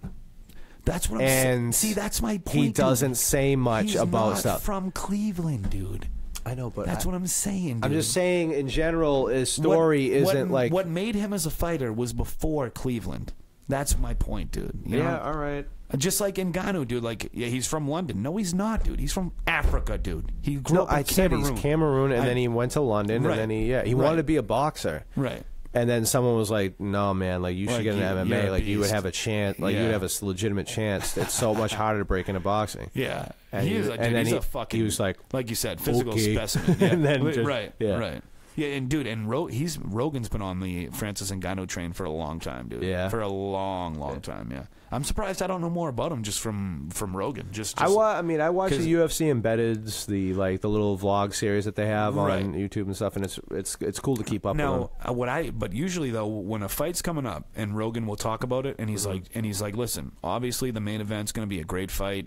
This is going back a few years ago. Like, listen, Joe Silva made this fight. Of course, Joe Silva doesn't work for the UFC anymore or whatever. But he's like, Joe Silva made this fight. This is going to be a great fight. Da da da. Right. And then he'd be like, but listen, on the undercard though, I'm interested to see these two. And I would always watch those fights. I'd be like, yo, this motherfucker knows, dude. And so that's what I mean. Like, usually I pay attention to what he says, but Ngannou, I've only watched him fight maybe twice at most, and the one or two times I did were just it was by accident. It's such a cool thing, not like just a cool thing, but it's like a weirdly like primal thing when you're like, yo, let's go see who's better right now, right? And it's something you want to see, like when someone's really good or skilled at their craft, and someone else who's really good, and you're like, I need to see what happens in this scenario. Like, it's so it's enthralling. You're like, I really need to watch this. The physical competition, dude. It's even like a comedian, man. Like when a comedian that's about to go on that you want to see, that you can get excited about because you're like, this person is great. But, or someone who you really enjoy, you get excited. You're like, yeah, like let's go watch this. I need to watch this. But even that is not. It's not as intense. Right. That's what I mean. That level of competition. Right, dude. But I'm just saying, doing anything at the highest level is interesting to people. Right. Anything, seeing it. You know what I mean? I think it's interesting that some people just have certain skills in certain areas like that. If they really practice this or have natural talent, it's just amazing that they can. What people are capable of, on a as far as a competition level. Something as stupid as video games. Yeah, like a Call of Duty, like these like the broadcasting that they do now, and they have leagues and stuff. Right, and it's amazing to see like how good some of these people are. Like, dude, how did you get this good? Yeah, what did you do to get this good? Like, Jesus Christ, are you like built to play video games? Like that was just your thing? Like it's just natural you bought also you just put so many hours, and it's like, Christ. Right. Like, I like to fancy myself as a good NHL video gamer. Like, I think I could beat the majority of people because I think it's a less common game. Right. Than like Madden or something like that. Like, I'm like, I could beat a lot of people in hockey. Right. But to the top level of people, no, I'm a joke. Right. And I would be like crippled, like, with my confidence, like, as far as who I could beat. Yeah. They'd be like, "What? No, man, you are on such a low level right now." Right. But in my head, I'm like, I beat all my friends in my neighborhood. Like, I'm great at it. I'm the best at NHL 17 in Brockton, Massachusetts. You know. Now, all right, hold on, real quick, dude. Now, I don't know. I might be mixing up Crow Cop with Stipe, because it says that Stipe was born in Ohio. I'm telling you, dude. Yeah. He's from Ohio. Right. Like, that's where he started. Right. Again, from Ohio. I get that. Crow Cop is old as fuck. Yeah. No, but I'm saying, but he, like, Crow Cop, like, dude, you know, like, his, I never knew his last name is not even close to Crow Cop. No, it isn't. Yeah. No, I had no, dude. It's like a nickname because he was a cop in Croatia. Yeah, exact Croatian cop. Yeah. That's what his. Yeah. So that's, dude. Yeah. It says he's born in Ohio. It's a badass name. Right. No. What, Crow Cop? Yeah. Yes, but so is Stipe Miocic, though. Like, I don't know, Stipe. That's not a very tough name. But it's Francis isn't a tough name. No, not at all. Who would you take in a fight not knowing these two human beings? Stipe Miocic or Francis Ngannou? Yeah, You'd be like, I'll go with Stipe. Right. Like, Francis. Right. Francis is going to get his ass kicked. My favorite. Ngannou is a badass. Like, he should just lose to Francis. If you're listening, Ngannou. Get rid of the Francis. Right. In America, that's a wimpy name. Just stick with the Ngannou and just call it a day. Take that one sitting down, please. Dude. It says Euclid, Ohio. EUC. Oh yeah, that's EUCLID. Ohio. That's where my aunt lives. No Euclid, shit. Yeah. Wow. Yeah. That's where he was born, apparently. Yeah. So, you. dude, all right, no, you were fucking absolutely right. I thought he was legit, like, from Croatia and came here as a young person. No, you know what I mean? He's Croatian. No, because I know he went to school in Cleveland. You know, so like that he has like a fucking. That's what I was saying. I was telling you, dude, that you didn't believe me. But you could still, dude. I thought he came here when he was like a young man. You know what I mean? Oh, no, I was like, as far as I know, he's like been there a long time. I thought he was like a Miguel Perez type thing. You know, came here. Like came 12. here at an undisclosed time, right, in an undisclosed location. And just sort of like limped into this country. Dude, hey, for what it's worth, Miguel Perez, he moves here, okay, not knowing a lick of English, all right, learns the language, and then becomes funnier than all of us. So, I was going to say, now he's unfunny in 2 languages. No one knows him. He cracks me the fuck up, dude. Yeah, he's not important enough to keep talking. Yeah, absolutely not. So, moving on. Just some guy we know. Yeah, right. Whatever. So what else you got on your list over there, Joseph? I don't have a list. You don't have a list? No, man. We're just hanging, dude. We are just hanging. There was one thing I wanted to bring up to you earlier, dude. I don't know. Right. What are you repping for a T-shirt for your beer? That you're always wearing a beer T-shirt. Yingling, America's oldest brewery. Since 1829. That's free advertising. You're goddamn right. This show is sponsored by Yingling. No, it's not. Yingling, please do not send that cease and desist. Right? Yeah, I'm sure they don't give a fuck. They're like, oh, someone said our name on a podcast? Great. Big deal. Right. Have you had Yingling? I'm not a massive fan of Yingling. I think you know what? It tastes like a Bud Light light. That's the best way I can describe it. Yeah, it's heavier than Bud Light. It's not, though. I think it is. I feel like it's even a more. It's not a more watered down, but it's a less carbonated Bud Light. It's a less like. That's how I feel about it. I don't know, desirable, but I don't know. You don't like it? I like it a lot, actually. I'm a big fan of Yingling. I'm not gonna lie. No, never been into it. All right, but whatever. I've been into my Coors Originals lately. So I've been going to the banquet. Dude, now I honestly gotta give you this credit. Okay. Genuinely, I think I might prefer Coors Light to Bud Light. Yeah. I really think I do, man. Converted someone. I'm not gonna lie, dude. It's better. This weekend we were at the bar, okay, And as I told you, we went out to the bar real early on Saturday. You know, early. Really? I mean, I'm Sunday. On Sunday, real early on Sunday, much earlier than we should have. No, but Sunday's all right because that's like a good brunch thing, and Right. bars open a little early. You should drink early on Sunday. We started with mimosas. You know, it was good. It was good. So we're at the bar, and so my buddy's like, he's like, yo, you want a Bud Light? And I'm like, do they have Coors Light? Hell no, I don't want a Bud Light. You think this is? I'm like, wait, do they have Coors Light here? He's like, yo, you got Coors Light? She's like, yeah. I'm like, yeah, give me a bottle of Coors Light. And yo, dude, honestly, man, it's a fucking great beer, dude. It is. It's just crisp and easy. It's a great beer, dude. Yeah. Now, see, here's the thing: is Bud Light their thing was always superior drinkability. You know what I mean? It's a great light beer. That was their slogan, was superior drinkability. Mm-hmm. And I gotta say, I think Coors Light really has the superior drinkability. I do. Yeah, It has the two vents on the side of the can. It's just a smooth, dude. It's a fucking great beer. I gotta give it to you. I enjoy it. I really gotta give it to you, man. You know, some may say I have quite the palate. I do know what I know what I like. Right. And I'd say usually I'm spot on. Bit of a trendsetter, you know, if I do say so myself. Yeah. Yes. Oh my! I'm sorry. I keep breathing into the mic. You don't have headphones on, so you can't hear me doing it. I mean, I can hear you. I can hear it. Even without the headphones. It's driving me insane. I'm not gonna lie.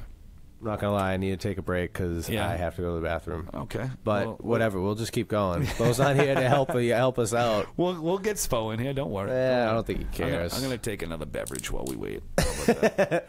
In your measurement of nips. A little, yes. Oh, you're the scum of the earth. The shout out to Smirnoff Cherry, who is not sponsoring the show, but I love it anyway.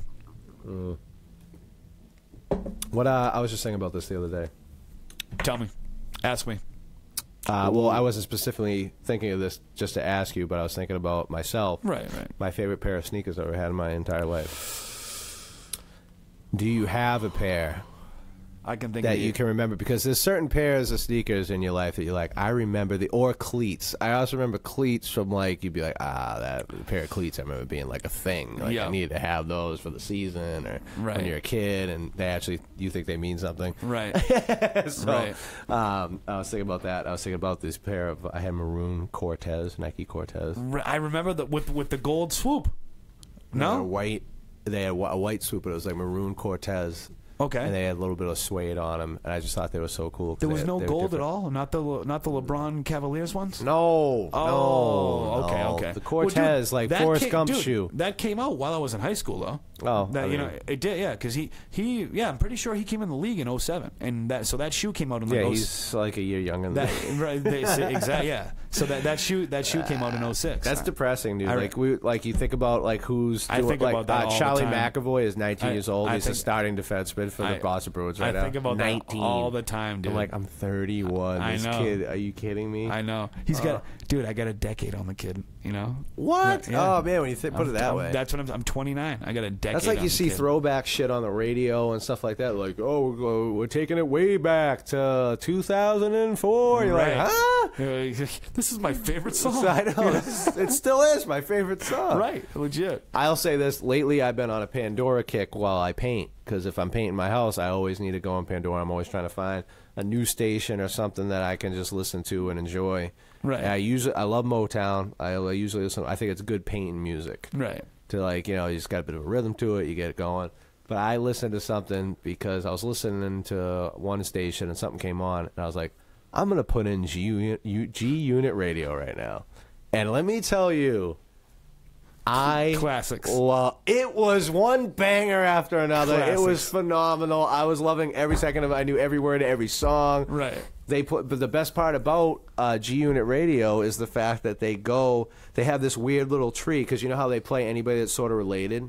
Right, okay, yeah, no, of course. You know, yeah. songs. So it's weird because Yeah, but yeah, Lloyd Banks and then well, 50. yeah. Right. But all what's that, weird is all it's that. 50, but 50 they have Eminem. So if they play Eminem, they play Dre. If they play Dre, they play Snoop Dogg. If they Right. play Snoop Dogg, they play Pac. Right. So they just Right. go all over the board. You're like, yeah, like this all is sort of related. And then they play the game, and the game had beef with G Unit and all that when it was Right. over. Right. But they still play the game.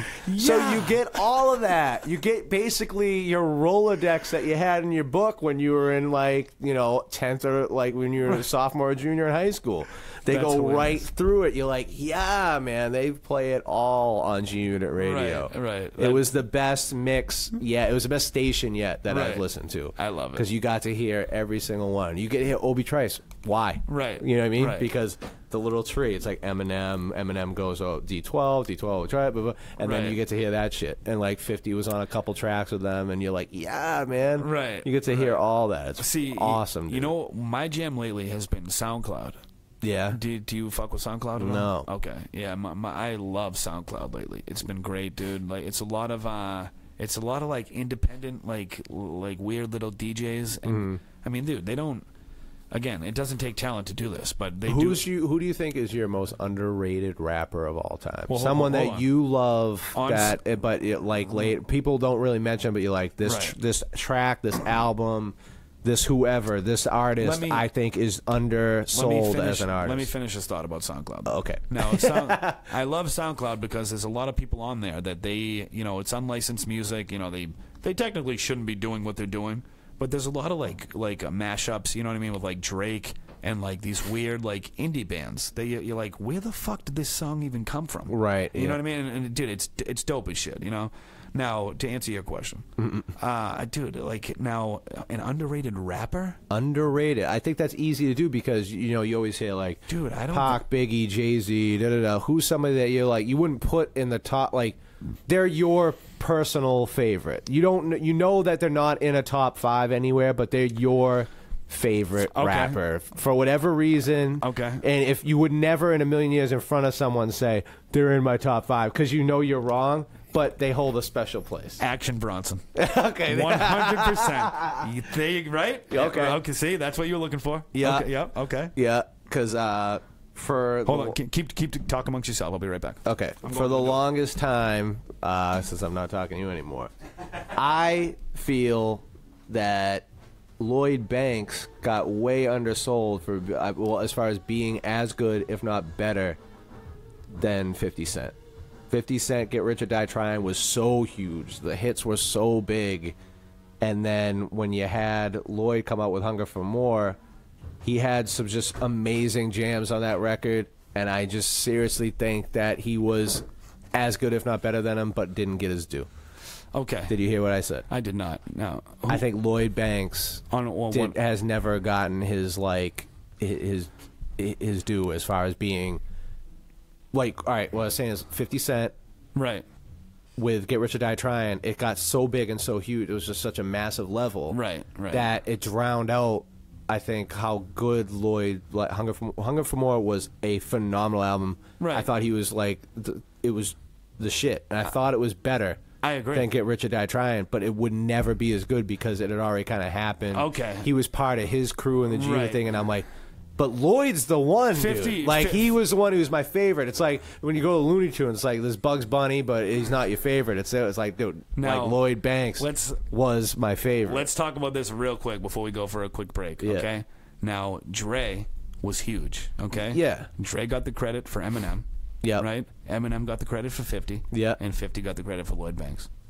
That, you know what I mean? No, It's- 50 got credit for Game. Game leapfrogged Lloyd. Yes, he well, did. No, but at first, though, dude, Game In was... recognition and Game- all that no, shit, but dude. Game was supposed to be the next guy. But I'm saying, but and 50 then everything happened. But I'm saying Lloyd got like passed over. I don't did. think he got his due. But I'm saying, at as first, far as though- being like, dude, that all of his. Look at this album. Right. It was that great. I loved Rotten Apple, too. You know what I mean? Rotten But Apple was. I I thought it was all right. I liked it. But I I liked think it. my expectations were so high because at that time when all those albums were out, everybody's Right. shit was out. Hunger for More was my favorite one. Right. Out of anybody. I agree. But I'm saying, like, at first, though, like, dude, 50 was pushing him hard. Like, he brought him on Hot 97. I don't think he pushed him as much as other people, though. He brought him on Funk Flex. On a radio station. And did all those freestyles and shit. I'm just saying. Like, dude, that was a big deal. You know what I mean? When topics are discussed about people who are their favorites. Right. He never gets mentioned. Right. Like, he very rarely gets mentioned. Okay. Andre 3000 gets thrown in the mix sometimes. Right. With people like stuff like that. Only because Eminem ever brought him up, though. You know but what I mean? I'm saying, but he definitely gets brought up in the mix. Right. Some guys like that get to do Beanie Siegel. Like, people like that get Beanie Siegel is the shit. Beast, dude. But Beast. Lloyd Banks just never. It's like if you said it, I don't know if you get laughed at, but when you do say it, people go, he was good. But that's as far as they go. I'm like, but no one's giving it to him. No, dude. He was a lyricist. He was a lyricist. Great. All right. Well, can we take a break real quick now that we yes. I'm sorry. Now that we got our producer in the room. All right, we're going to go. I'm done talking to myself. That's all good, brother. All right, we're going to take a real quick break. We'll be back in 5 to 10-ish. WEMF Radio. WEMF Radio.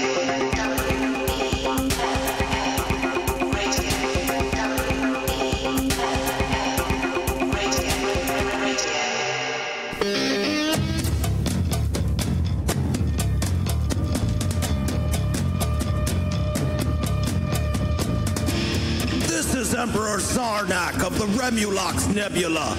We have received the transmissions of the Bent Men, one of the most legendary bands to ever grace your pitiful planet. And on February 9th, they'll once again be unleashing their terrifying brand of rock and roll onto your populace. It might be your last chance to see the Bent Men before I, Emperor Zarnak, take over your planet. So be at Once Ballroom in Somerville on February 9th to witness the tightest and most twisted rock your puny planet has to offer, including special guest CMB featuring Casey Desmond. Brought to you by WEMF Radio. Unleash your inner monster before the eventual destruction of Earth. Also, can I get a ride?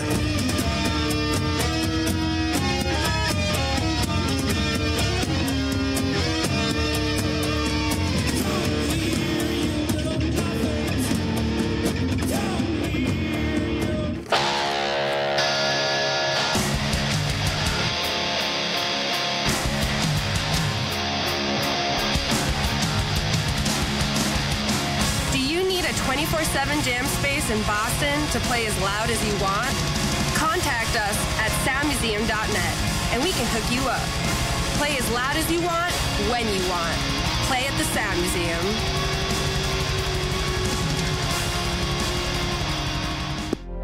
Canacare Docs, compassionate, compliant, confidential. This is WEMF Radio.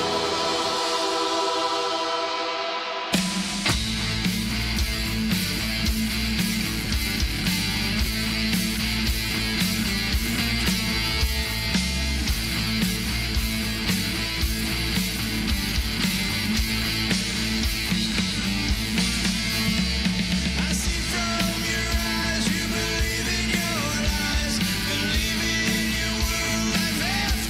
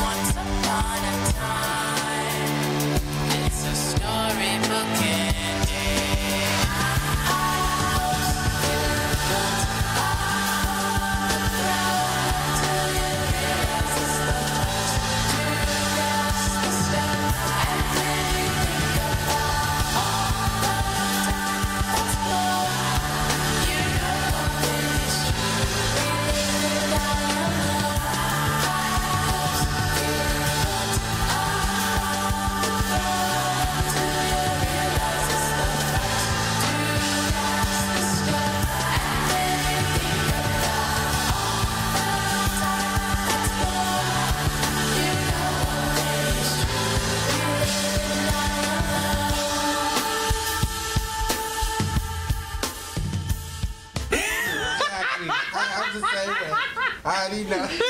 WEMF Radio. WEMF. Yo, we're back. That time I didn't get a cue. I'm just bad at this. I'm bad at this. That's not your. That's not your. That was a new one. That's not your fault at all. Oh, all right. I was waiting. I had no idea either. No, Jesus that's not your Christ. fault. I had no idea either. Whatever, man. Usually he gives, Hey, you hey, know, hey, hey, he hey. gives a little Hey, flick hey. or something. Remember this from back in Attention Deficit 1.0? It's organic, Joe. Yeah. Don't worry about it. Don't worry about it. No, whatever. Now I'm all like feeling down on myself. Don't panic. It's organic. Yeah. Oh yeah. right. Now my bladder is empty, so that was a much more comfortable. I was a scatter. My brain was a scatter. Same. It's okay. But I did see. I finally found what I wanted to show you. Tell me earlier. Okay. So this is a strange thing, like the quarterback connection for the remaining team, the NFC teams. Right. Okay. Just bizarre. Oh, I think I might have It's seen this this. flow chart I think I might of have what's seen and this. it's so weird. Yeah. And I just couldn't get over it. Okay. Yeah. So anyway, all right. It says 1. Rams trade Sam Bradford to Eagles for Nick Foles. 2. Foles loses job with Rams to Case Keenum. 3. The Eagles draft Carson Wentz. 4. The Eagles trade Bradford to the Vikings. The next one, Bradford gets hurt and gets replaced by Case Keenum. Then Wentz gets hurt and gets replaced by Foles. So now it's Keenum and Foles in the Super Bowl. Well, to see who goes to the Super Bowl. Right. In the NFC Championship game. Dude, the connections and it's how weird is that? Someone showed me that this weekend. The 4 quarterbacks left are Foles, Keenum, right? Brady, and then who's the last one? Like, dude, it's Blake Bortles. Exactly. It's like 3 nobodies and Tom Brady. Yeah, exactly. Yeah, I saw that this weekend. Yeah. Because when I did see that, I was like, honestly, in what is the most important position on the football field, dude, you're feeling pretty good about the way things are looking. 3-second stringers, dude, and fucking Tom Brady. That's hilarious, dude. That's hilarious. Blake Bortles dude. is a star. No, right. He'd be a backup virtually anywhere else in the league. That's what I'm saying, dude. But you know, like, dude, you know what I'm saying though. Like that's hilarious, dude. Like, it's like there's no Drew Brees, there's no Aaron Rodgers, there's no. That's what I mean. Man. That's what I'm saying, dude. You know. Well, for a while, my buddy showed me there that. was some weird thing that they had shown where it was like, out of the last, I don't know how many Super Bowls, ridiculous amount of Super Bowls. Right. It was either Peyton, Eli, or Tom Brady, Roethlisberger, or Brady. And Brees snuck in one. Exactly. But it was like Peyton Manning has been in Ben Roethlisberger, or Brady has been in the last like 12 years. Or something stupid. Yeah. It was absurd. Legit, dude. Yeah. One of those 3 guys is in it. I was like, holy crap. It's amazing. crazy. But, dude, I mean... It's it's a fucking dynasty type league, you know. Like you fucking. It's weird how like some things become a given, and then like all right.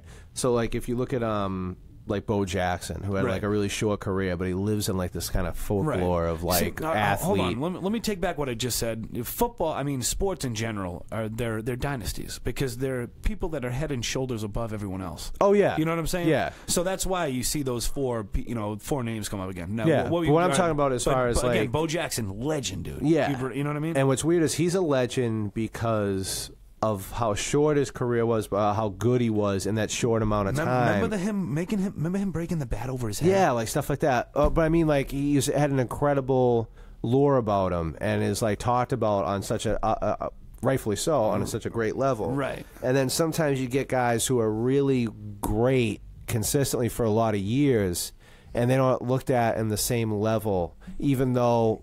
Because it ends up being a given. They're just so good. Right. People just kind of take it for granted. Right. And it's like it's someone simple like not Brady, but like someone simple like Michael Jordan. No, Michael Jordan is praised to this day. I mean, someone who it's like a constant. Quiet genius. We talk about quiet or just amazing talent. Right. That people just kind of go, oh yeah. It's usually and you go no, but like that. I'm not saying they're the same level of athlete.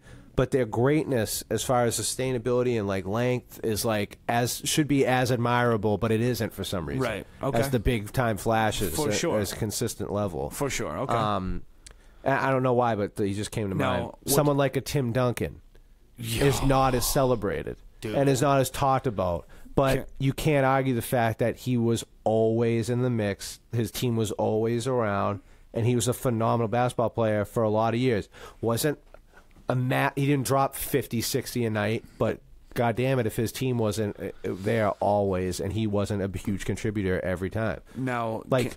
I think he has 2 Finals MVPs. He's got like 4 titles. Or something. It's like, and he will not get that same level like a Kobe gets, or a Jordan, or a LeBron. But you don't appreciate him as much as you should for some reason. Can I now? This isn't even like. I mean, this kind of Isaiah Thomas, not the new Isaiah, the old Isaiah. Yo, he gets swallowed up by the era he was in, but it was a quality basketball player. Because he had the fucking Lakers and the Celtics ahead of him, and you know what I mean? Was just behind him, and then when it was his due, no one cared. Exactly.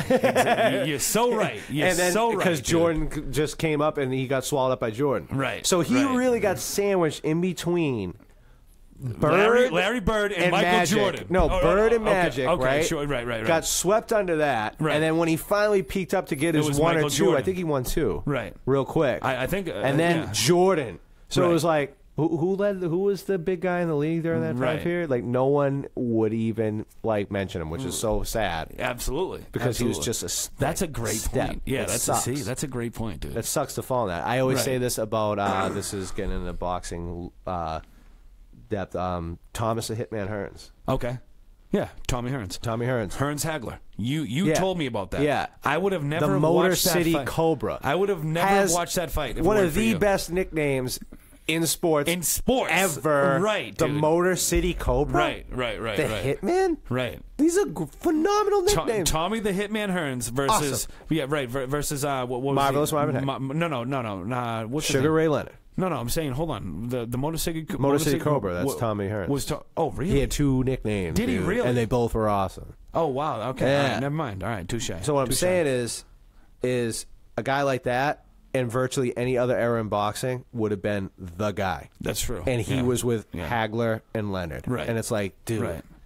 And he lost to both. He pretty much had Leonard, but he went toe to toe with Hagler. He went toe to toe with him. He didn't back down.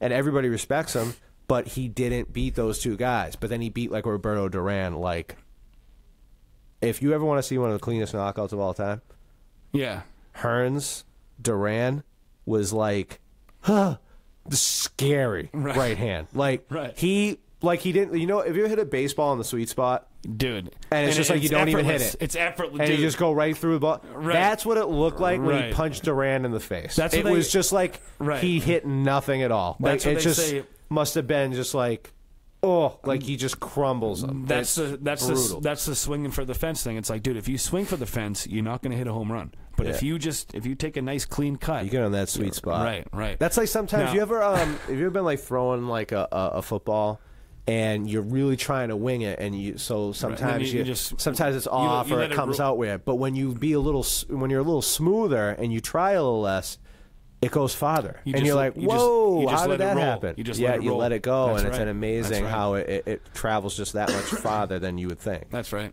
Yeah. Now, you just brought up 2 legends. I gotta tell you a story about both of them, honestly. Okay.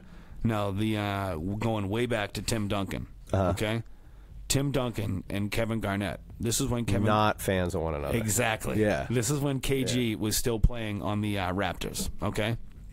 KG was never on the Toronto Raptors. No, who do you play for? The Milwaukee Bucks. I'm sorry. No, not the Milwaukee Bucks. Then who the fuck was it? It was a purple team. Am I wrong? No. No? Okay, then who am I? This is why I don't like talking sports with you. I'm thinking of Tracy McGrady. See, this is why I don't like talking sports with you. It's because you just go, I know not about sports, but then you do shit like that. No. Listen, shut up. It was the Minnesota Timberwolves. That's right. I've never claimed to know a lot about the NBA. No, but then you just say, let's talk about the NBA, but you like, I'm a sports guy. I could still carry a conversation, and you say some horse shit like that. Ugh. First of all, that's hilarious, okay? Now, second of all, I'm mixing up. So what's the story? Was it Tracy McGrady or was it Kevin Garnett? It was definitely Kevin Garnett. Okay. Now, it was when Kevin Garnett played for the Timberwolves. Okay. Yeah. And no, the Supersonics. You're a fucking asshole. Sacramento Kings. So anyway, it was the story. Right. So it was when KG was still a Timberwolf, okay? And he was playing Tim Duncan. And this was Tim Duncan's mother died on a Friday. The Friday before the Sunday of Mother's Day. Okay. Okay?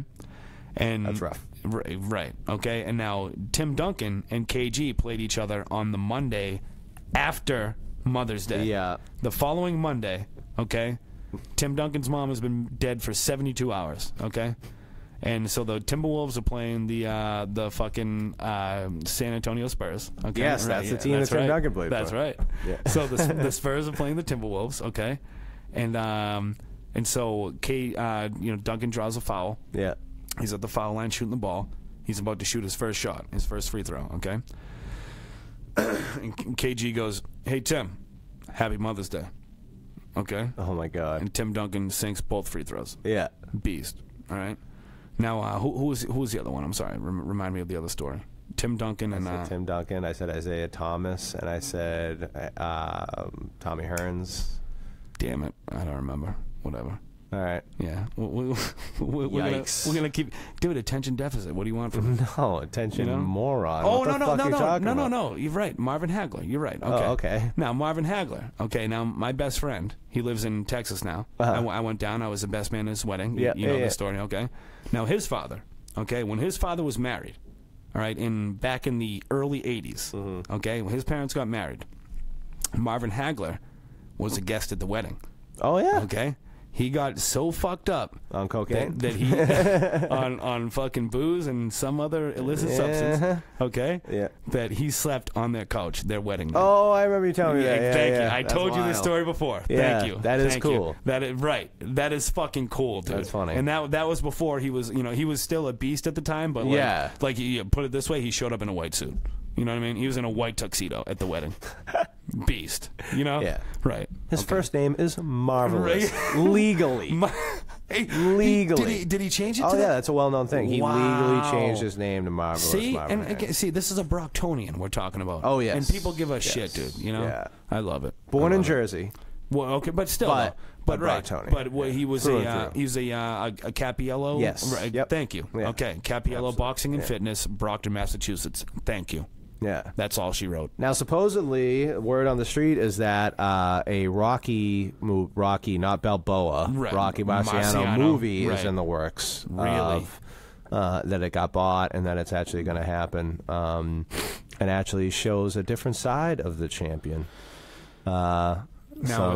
I think marital affairs, stuff like that. Things of that nature. Yeah. See, now why would the Not like a Ray scenario, not like like hinted at, or it's like maybe a thing, but not a more honest depiction of him as a person. Now, see, this is gonna piss you off. Okay, this is the route that I'm about to take. Not the personal life part, but the professional life. Yeah. I heard that Rocky, like his first 10 professional bouts, at least 3 of them were against his brother, and his brother threw the match. Oh, okay. I've heard that. I never heard that. I don't know how true that is. 3 of his first 10? Like 3 or 4 of the first 10 matches he had were against his brother using an assumed name. Because this is back in the 50s. You know what's funny? Yeah. This is in the 50s. Yeah, okay. You know what I'm saying? I could see. So they're saying that technically he only has 47 wins, that's or right. like something like that. Right, exactly. That in the beginning, back in the day, he trying to get him a record so he could fight people. Dude, now, this is one of my favorite quotes in sports broadcasting history, okay? This is when Rocky died in the plane crash. I forget who it was, dude. It was like it was the Al Michaels of his generation in the 50s, okay? The Al Michaels of the 50s. When Rocky... Howard Cosell.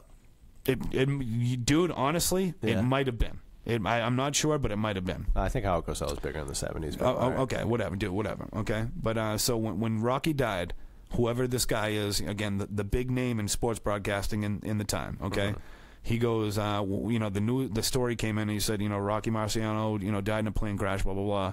And then it was kind of a joke he made, but it was really a testament to who Rocky was. He was like, he's like, I personally, I don't believe that Marciano's dead. Has anyone tried standing over the body and counting to 10? Oh, because he'd get up, dude. Because he would fucking dude. That motherfucker was unstoppable. That's kind of a joke. I mean, it's kind of like it kind of is, but it's more if you say it serious. In the 50s, though, right? In the 50s, they didn't say it tongue in cheek. Right. They said they were like, listen, like this motherfucker, this like, guy's so tough. This is a loss to us. Yeah. You know what I mean? Yeah. And again, like, dude, that's one of my favorite things I've ever heard. You know? I love that. That's pretty cool. That's a. I don't know how I feel about it because it's like it really is kind of like. Are you from Brockton or not? Are you sure he's dead? Why don't you just stand over and count to 10? Because he boxed. I mean, but I do get why he said it. It's because it's like, are you sure? Because man, that guy, there's nobody tougher, you know. Right. Literally nobody tougher. Yeah. And there's a reason why Floyd retired when he retired.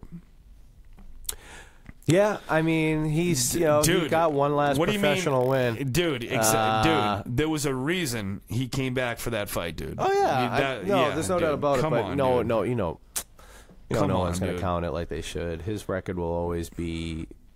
I don't know. Because back then, as much credit. Back then, I don't think they did all that. Cross. Well, see, we were just talking about errors. Bullshit. We were just talking about errors, and right. He died in like 57, dude. Errors. Yeah, he died in like 57 or something. With like Hearns running into Hagler and Leonard, right? And everyone talks about how Rocky didn't beat anybody. It's like, well, what was he supposed to do? He fought everybody, dude, that was in his time. Like, there was no one else. He was the heavyweight. So if he won, right. he won. He beat everybody. Right. It's not...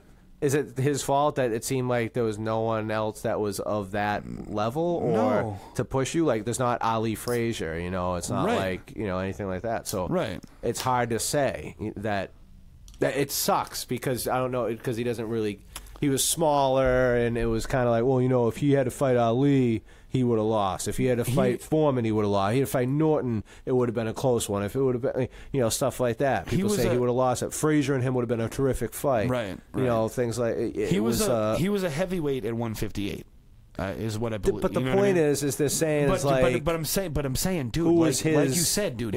He fought within the rules, dude. Like he did what he had to do. He beat everybody, dude. And he fought who was available. Right. And it's like, oh well, he beat Joe Louis. It's like, well, Joe Louis was past his prime and older when he beat him. Like scenarios like that. His record, his undefeated record, was just surpassed last year. Yeah. Okay. So that says something. 49 years short. Right. Of you know what I mean? Like, dude, it would, or actually more. No, because he died in like 58, and he set the record way before that. I think he might have died after 58. You think so? Hold on. So. Let's find that out. up. We're going to do some research. Well, we're talking about boxing. This is kind of weird. I just saw it today. I'm gonna look it up. Keep it going. It's Muhammad Ali's birthday today. Get the fuck out of here, dude. Yeah, dude. Muhammad Ali's birthday. Wow. You know who else's birthday it is? What? Tell me. Two actual, you could say, very important people. Jim Carrey's birthday is also today. That's January 17th. Those are massive names. Yeah, as far as we're concerned, that's a huge fucking deal. Those are two massive names in their respective disciplines, whatever you want to call it, boxing and comedy or movie or acting. He's like the two. First of all, tell us the third name real quick, and then I want to go back to something. What third name? That you said there's two other people that were. No, I said and another person. I only know the two. Muhammad Ali and Now, did you saw the new Chappelle special? I did. I didn't see the belly room one. Did you see the? I didn't see it yet. Fuck. I didn't see it. No, it wasn't in that one. It wasn't in that one. Okay. It was when he talks about Bruce Jenner. And now he talks about how it was easier for Bruce Jenner to change his gender as a white guy than it was for Cassius Clay to change his name. Yep.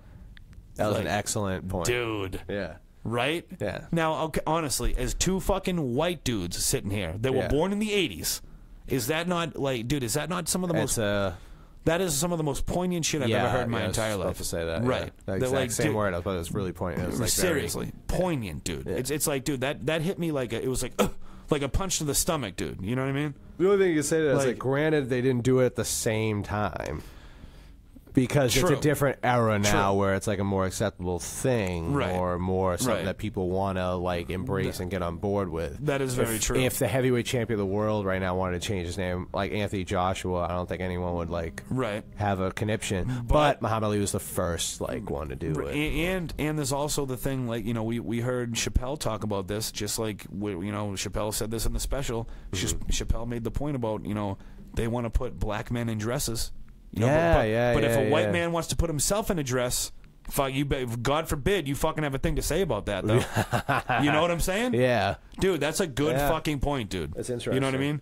Everyone in Hollywood, they want to dress a black guy up in makeup and put him in a dress and curly hair and all this shit. But God, you know, if a white guy voluntarily does that and you got a joke to make about that, go fuck yourself, dude. You know what I mean? You had a joke about it when it first happened. I remember laughing because you, a bunch of people sort of addressed it. I know what you're about to say. But you were like, anybody see that dime on Vanity Fair last week? And I was like, ah! Right. Because it was funny, man. And everyone started laughing because so many people were talking about it that it was like you missed the fact that it was a man. Right. And that was funny. What I said, and when you I said it, was like, did anybody see that dime on Vanity Fair? I called her a babe. I was I was like, you guys see that babe on the cover of Vanity Fair this week? And that was the week of it was like 2 days after. It was everywhere. Right. And a lot of people were talking about it. And it was also these people just sick of it. You just like kind of was like how stupid you'd have to be to like just right. Be like, hey, anybody see that dude? Girl, she is so hot. Like it was just. I mean, it was so, dude. Like everything about it was so funny. Like they photoshopped like. You know, you couldn't see really her neck. It was all airbrushed. You know, and the hands. One of the best things I heard about that entire situation that I was obviously Bill Burr's take on it, where he was on Conan, right, and he was talking about it. He goes, "Oh man, I miss him. I miss him already. I miss Bruce." And he goes. The weird thing is like everyone gets all weirded out by it, like because he goes, if you say he, everybody gets mixed up on the pronouns.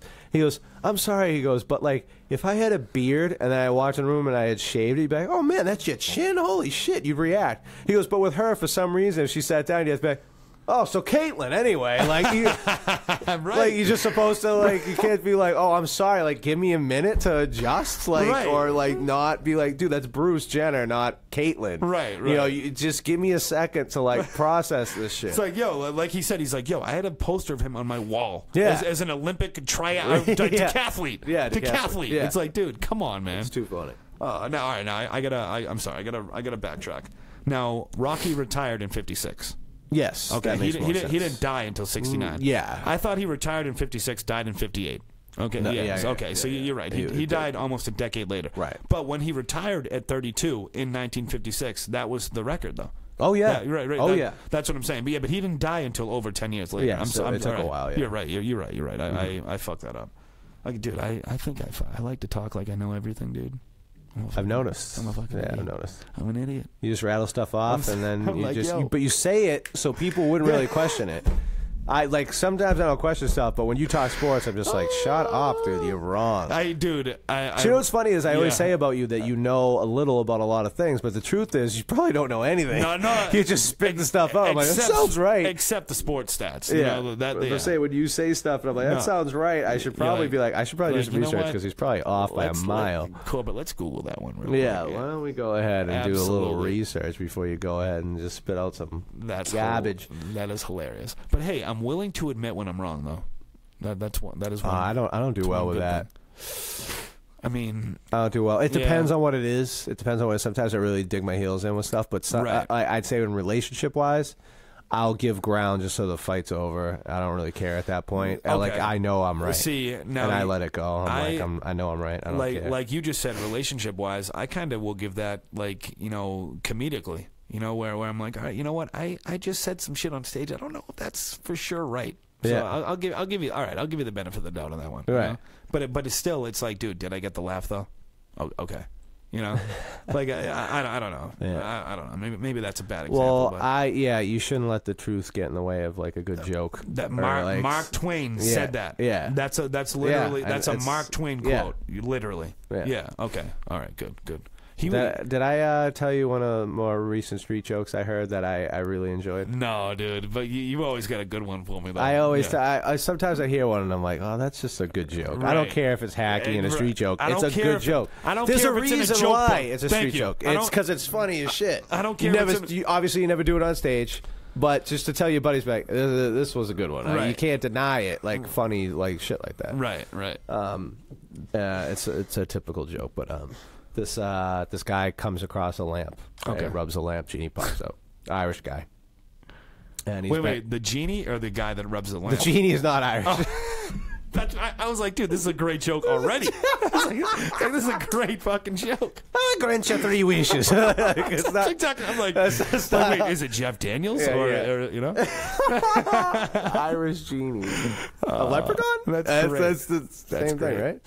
Anyway, this Irish guy is like going through the desert, comes across a lamp, rubs it, genie pops, blah, blah, blah, blah. Grant you 3 wishes, all this stuff. So the Irish dude's sitting there, and he's like, he goes, I mean, I've been in the desert, I've been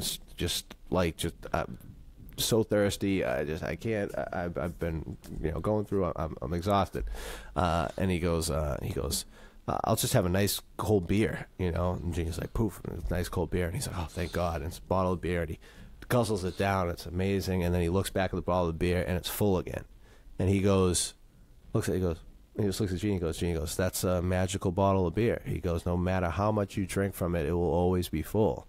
And he's like, whoa, he goes, it's incredible. And he's looking at him, and he goes, you still have 2 more wishes. He goes, all right, I'll take 2 more of these.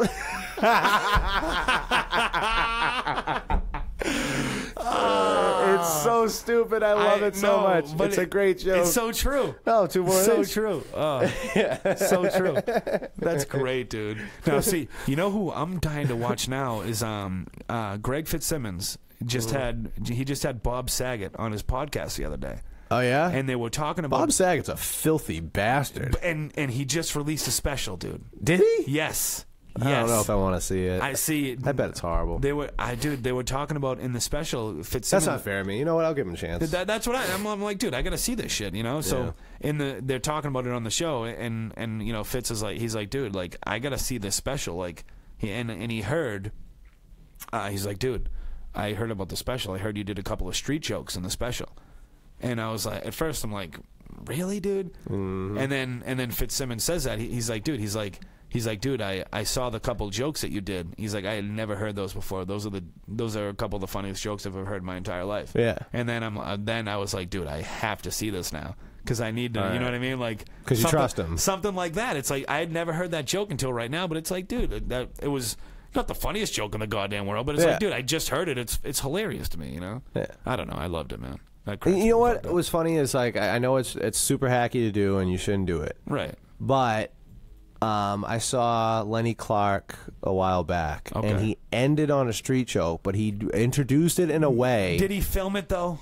No. Okay. No, then. but I'm saying I'm trying to like make it so it's okay. Right. Okay. Because when he started to tell, I'm like, he's gonna tell a street joke, but he goes, look, sometimes I like to end my shows with something that you can take home with you and tell people other jokes because I feel like it's a good thing, to leave with this, and hopefully you can tell it to someone else because I think it's hilarious. You didn't have to be there.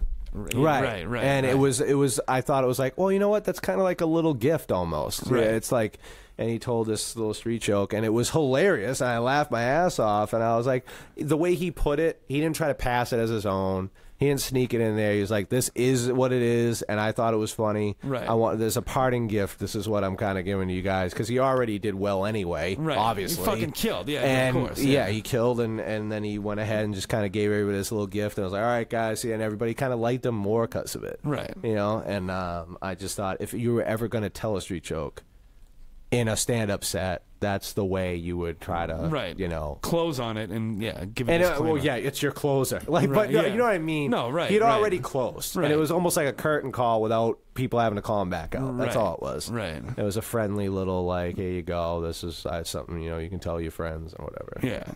But it was cool. Now, are you going to tell us or no? No, I'm gonna leave What? you guys. It's past the time. Who cares? We have time for it, do we not? I mean, it's a joke, dude.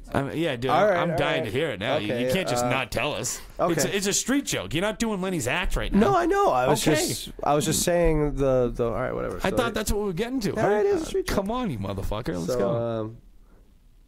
You guys can see us next week. No, I'm playing. All right, here it goes. Dick. How'd it go? All right.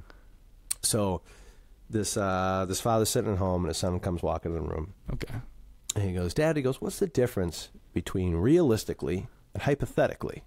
He goes, "It's a really good question, son." He goes, "Well," I think we can figure this out. So he goes, "I want you to go into the kitchen and ask your mother if she would sleep with any man in the world for $1 million. Just $1 million, anybody, $1 million. And he goes, oh, okay. So he goes in, he comes back, he goes, did you ask her? He goes, yeah, I asked her. She said, yeah, she definitely would, like a no-brainer. He goes, okay. He goes, go upstairs to your sister's bedroom and ask her if she would sleep with any man in the world for $2 million. Any man, don't care, would she do it? And he's like, okay, a little odd, but I guess I'll go do it, Dad. So I don't know why you want to know this information. Runs upstairs, asks, comes back, he goes, so? He goes, she said, yeah, that's like a no, are you kidding me? Of course I would. $2 million? And he goes, okay. He goes, well, hypothetically, we're sitting on $3 million, but realistically, we're living with a couple whores. Dude, that is a fucking It's a great joke, and I loved it, and I told everybody it. Lenny Clark's closer. Again, I've never heard that before. I hadn't heard either. I've heard a lot of street jokes, and I was like, you know what? I'm glad he did that. Let's ask our producer, Dave Crespo. Now, have you ever heard any joke similar to that whatsoever? No, never heard that joke. Dude, that's a good joke. That's almost a Lenny Clark joke, if you ask me. All right. Now, on that one, I think we got to close. Now, all right. Now, this wraps up this week's edition of Attention Deficit. Thank you guys for listening. We'll catch you next Wednesday at 7 p.m. Peace out. WEMF. Oh my God, dude, that's hilarious. Sound Museum proudly presents WEMF